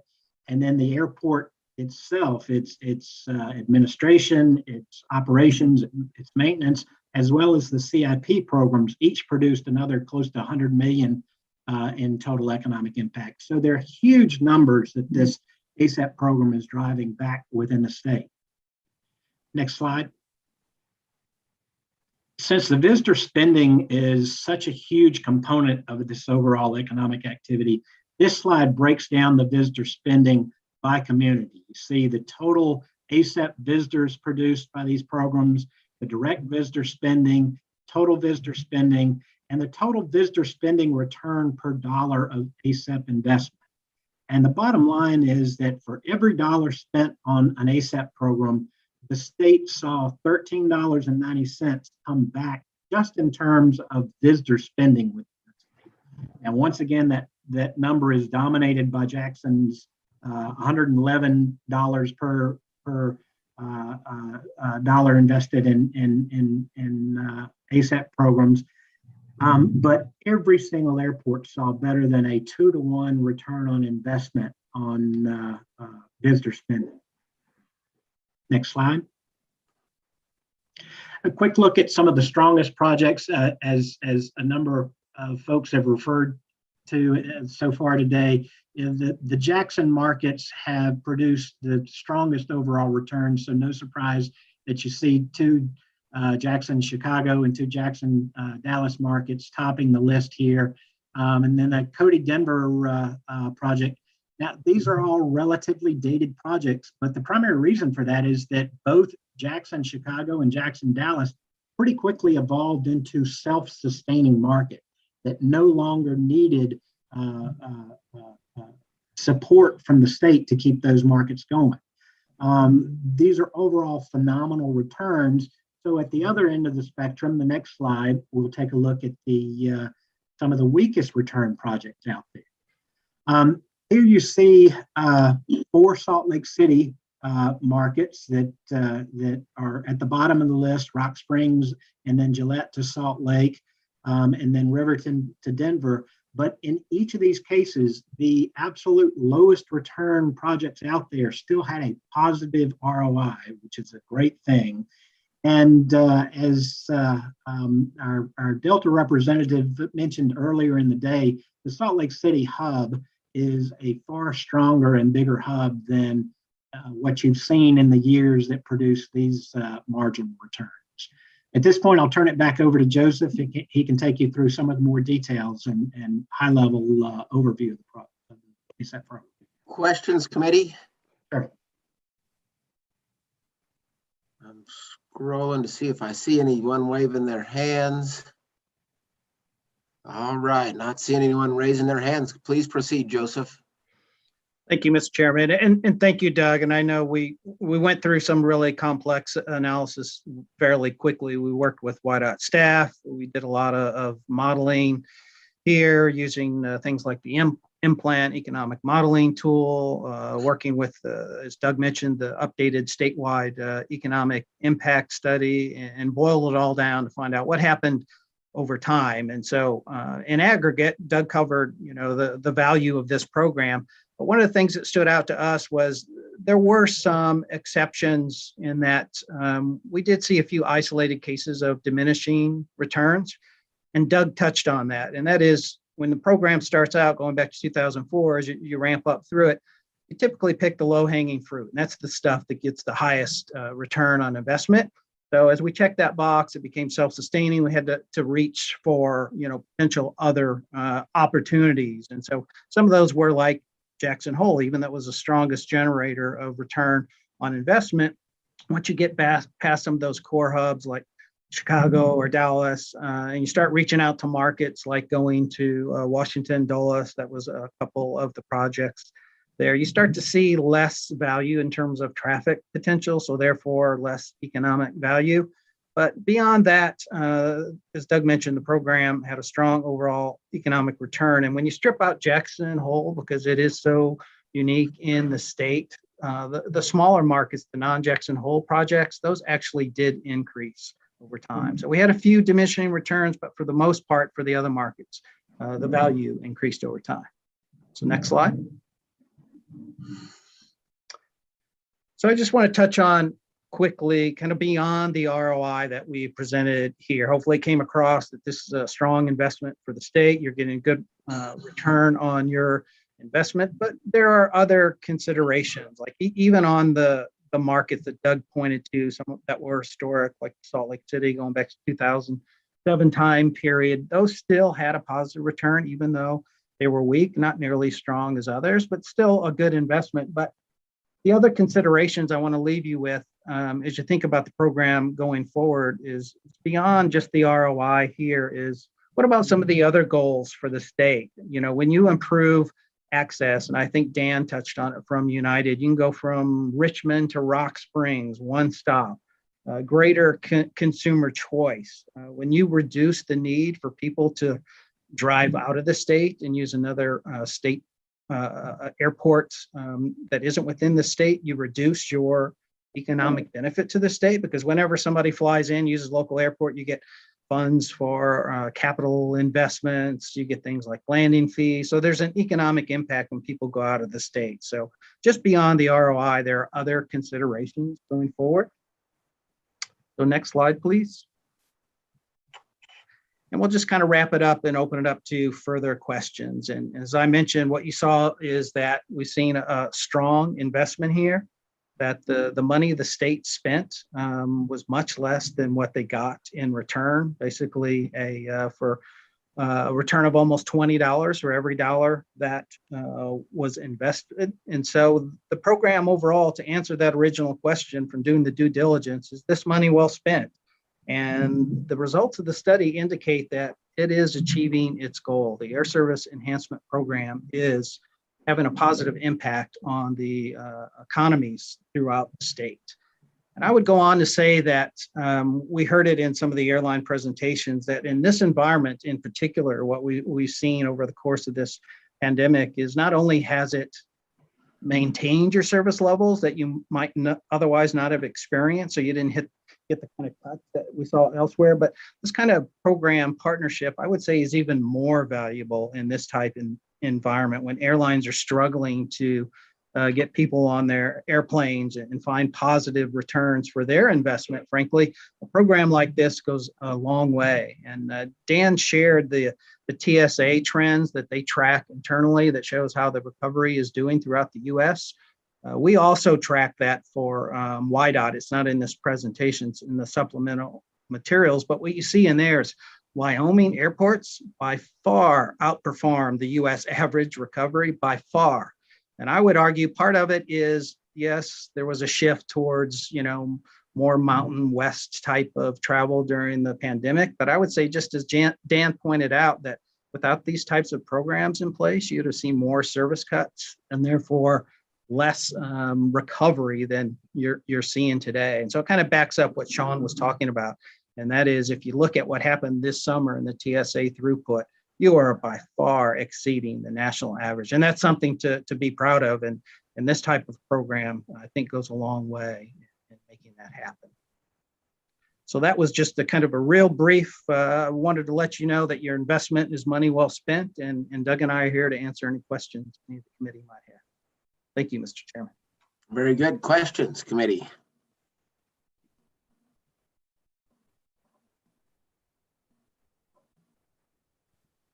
Okay.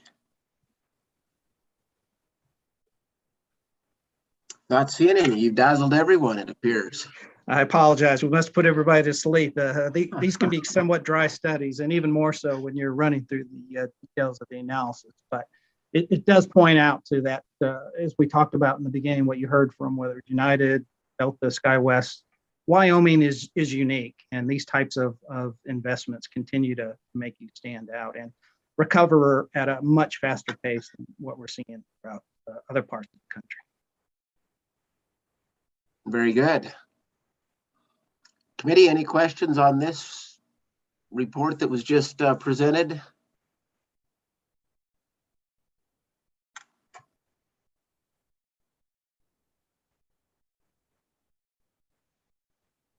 I think it's great information. Really helps to defend among our colleagues why we spend money on air service in Wyoming. I think the slide that shows what the inbound visitors, the non-residents, I think you called them in that slide, spend once they arrive in Wyoming is quite interesting. So that great information, certainly appreciate it. Mr. Chairman, if I can just add to the compliments that they've already received, but the progressive guidance of Sean Burke and Brian Olson it's a pleasure to work with folks as focused on this industry, not only for the industry stake, but for the overall economic impact that it can have on your state. And they do a phenomenal job at this. And kudos to this committee for fostering that environment and allowing it to happen. Absolutely. Representative McGuire. Thank you, Mr. Chairman. Looking at the numbers that deal with Dallas-Fort Worth, I'm just curious, was there a breakout with regard to just Cheyenne specifically, or did that include the Jackson Hole numbers? And the reason I'm curious is because we're all interested in air service to DFW. And so I'm just curious if you, maybe even if it's just anecdotal, if you could fill us in a little bit about the Cheyenne experience to DFW. Thank you. We've got it as a part of the detailed study, which hopefully you've gotten copies of. There's an appendix at the end that actually shows the overall economic impact for every single individual ACEP program. And so while I don't remember all 81 off the top of my head, we can easily go back and give you the details on the Cheyenne Dallas. Yeah, the number that was presented included Jackson. And we went through 2019. So Sean, you'll have to refresh my memory. I think the Cheyenne was just in its infancy at that stage. So I'm not sure we had the full results of that service when we updated the study, but we can go back and look for you. Brian or Sean, do you have any further answer to that question? Yeah, Mr. Chairman, I think the Cheyenne service, it just stopped, I think, on the second project that we did for Dallas. So you were able to get the full window of analysis in there. And Representative McGuire, we do have this on our website. If you just go to YDOT, look for aeronautics, then it's under air service development. But there is in the back of the appendix, there is specifically the Cheyenne projects. It was a return of $6.60 and $5.20 from the first year to the second year. And Sean, that is for Cheyenne to DFW, correct? Yes, that's correct. Cheyenne to DFW. Thank you. Very good. Representative McGuire, do you have a follow-up on that, or does that answer it fairly well? Okay, perfect. Sounds good. Senator Kolb. Thank you, Mr. Chairman. I had a question on the methodology for this study. In particular, is this the same methodology we use across the state of Wyoming for other sorts of economic impact evaluations, or is this unique to this study? Could you expound on that, please? Thank you, Mr. Chairman. The overall economic impact is calculated in a very similar fashion. What's unique about this study is that we drilled down to the specific flights that were supported by the ACEP programs and looked at actual passenger volumes that were on those specific flights. And then the overall economic activity driven by that flight was taken as a proportion of that specific flight's employments and operations as a total, as a percent of the total for each of the airports that we were evaluating. Does that help? Follow up. Follow up? Partially. I guess what I'm really getting to is the fact that how you count funding of government folks, employees, as a positive economic impact. And I guess in other studies, is that the same way it's looked at? Is it apples for apples? Like when you look at the impacts of like construction projects that are going into a government project, funded by government, I might add. Are they looked at in the same manner? I'm just trying to get an idea when you talk about this with my colleagues, are we talking apples to apples to other types of studies? And not so much the flights, but the overall other factors that went into your economic impact study as a net positive. Are those net positives all considered the same? That's kind of, it's hard. Maybe I'm having a hard time explaining this, but if I don't do it well, please tell me and you need more explanation. No, I think I get what you're getting at, Senator Kolb. And yes, the economic impact process and methodology is typically the same across any industry that you're looking at. You're essentially trying to drill down to how much economic activity, whether it's employees, payroll, direct spending, indirect spending, and how that floats through the rest of the economy. So that part of the process is similar regardless of the industry that you're evaluating. What's unique here is that the air service component of it brings direct visitor spending that a number of other industries wouldn't see as a part of their overall economic impact. When you've got a plane flying into Cody bringing, an average of whatever, 40 passengers a day, and half of those are new visitors to the state that are going out to spend money in hotels and restaurants and various activities. That's an economic driver that many industries don't see in quite the same intensity. And just to add on to that, Senator, that methodology graphic that Doug covered, it did show the airport impacts of capital projects at an airport, staff supported. We pulled all that in from that statewide economic impact study that was updated during the same time period. So we did include a portion of that in that total value. But to Doug's point, the bigger driver was the visitor spending.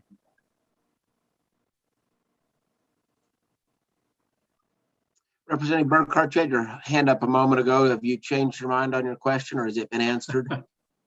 Yes and no, Mr. Chairman. Go ahead then. I think I'd just like to expand on Senator Kolb's question and the logic for it. Joseph, Doug, we've heard from other agencies over the years about the economic impact of whatever it is they do. And when pinned down of how do you get to that number, frankly, I've accused them of using smoke and mirrors because they cannot give us any specifics. They're all just estimates. And I think what Senator Kolb was getting at is, are yours estimates, or it appears that you do a lot more homework and a lot more work on this than some agencies? Well, we appreciate that. And that certainly was our goal. And I'll say, going back to that 2016 study, the first time we did this, Sean and Brian YDOT had us go out and meet with all the airports and talk about the methodology. And specifically, the reason we have the direct economic impact, which is primarily related to visitor spending, is that was the thing that you could really wrap your brain around, right? So we had to have the direct economic impact. What was the visitor spend? If we didn't have these airplanes coming in here and these people that were coming in to go out in the community and spend money, what would that be? So that was our starting point. And then the other stuff was essentially incremental. That was an add-on. So if you want to drill down to it, something that is directly related to and quantifiable, it's how many people came into the state and what did they spend?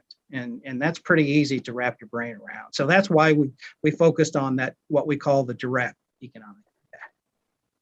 That doesn't have all the multipliers that you talk about, the respend in the community, which, you can argue a lot of different methodologies for that, but the direct number is what we're hanging our hat on. Senator.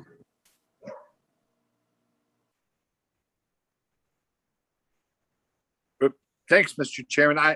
I understand the question, and I know you get these reports, and the good chairman of House Transportation is right. Sometimes you go, wow, where did they come up with these numbers?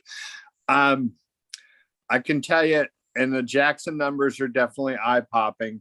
But as someone who works there, as someone who's been there for the last 20 years on a daily basis, and someone actually who writes checks, I can tell you that, it's, their numbers are not that far off.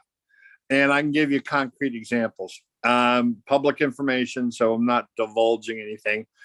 But take my business at the restaurant or at the airport in Jackson. This year I'll pay over $600,000 in rent to the airport. Generate over $500,000 in wages, and purchase goods, 70% of which I purchase locally, but millions of dollars in goods. Now, on top of that, as each customer comes through, the average spend in an airport for a customer is like $3.45 at our airport, because and this is true in a lot of Wyoming airports, because they're a lot of leisure travelers. The spend is like 2.5 times higher, because people will buy, especially if you have have it available. They'll buy a t-shirt, they'll buy a hat, they'll buy that sort of thing, which multiplies out, especially when you're buying those things out. And I say all that and talk about all those dollars and realize I'm the smallest vendor at our airport. Our rent-a-car dollar generation is in the deep seven figures. Our FBO, discounting fuel sales, generates a lot of money for the community, a lot of money for the airport itself. And so when I look at those numbers, yeah, they're eye-popping, but I start looking at them a little closer. I go, yeah, that looks about right to me. And so I think that it's data that I think it shows just categorically to me that the importance of doing this. And once again, we're not involved. Jackson's not involved in the capacity air agreement. We have a couple of small contracts that is less than 10% of what we spend in what we raise each year for airline service programs that we do. But it is vital to the economy of the state, and its importance can't be underestimated. Thank you, Mr. Chairman. Thank you, Senator, for that real world example. We certainly appreciate it. Any other comments or questions, committee? Senator Kolb.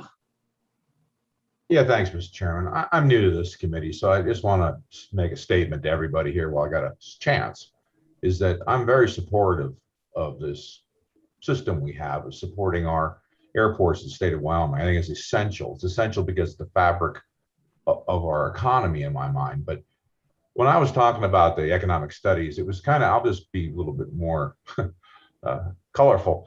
I'm trying to say, are these smoke and mirrors the same as other folks' smoke and mirrors?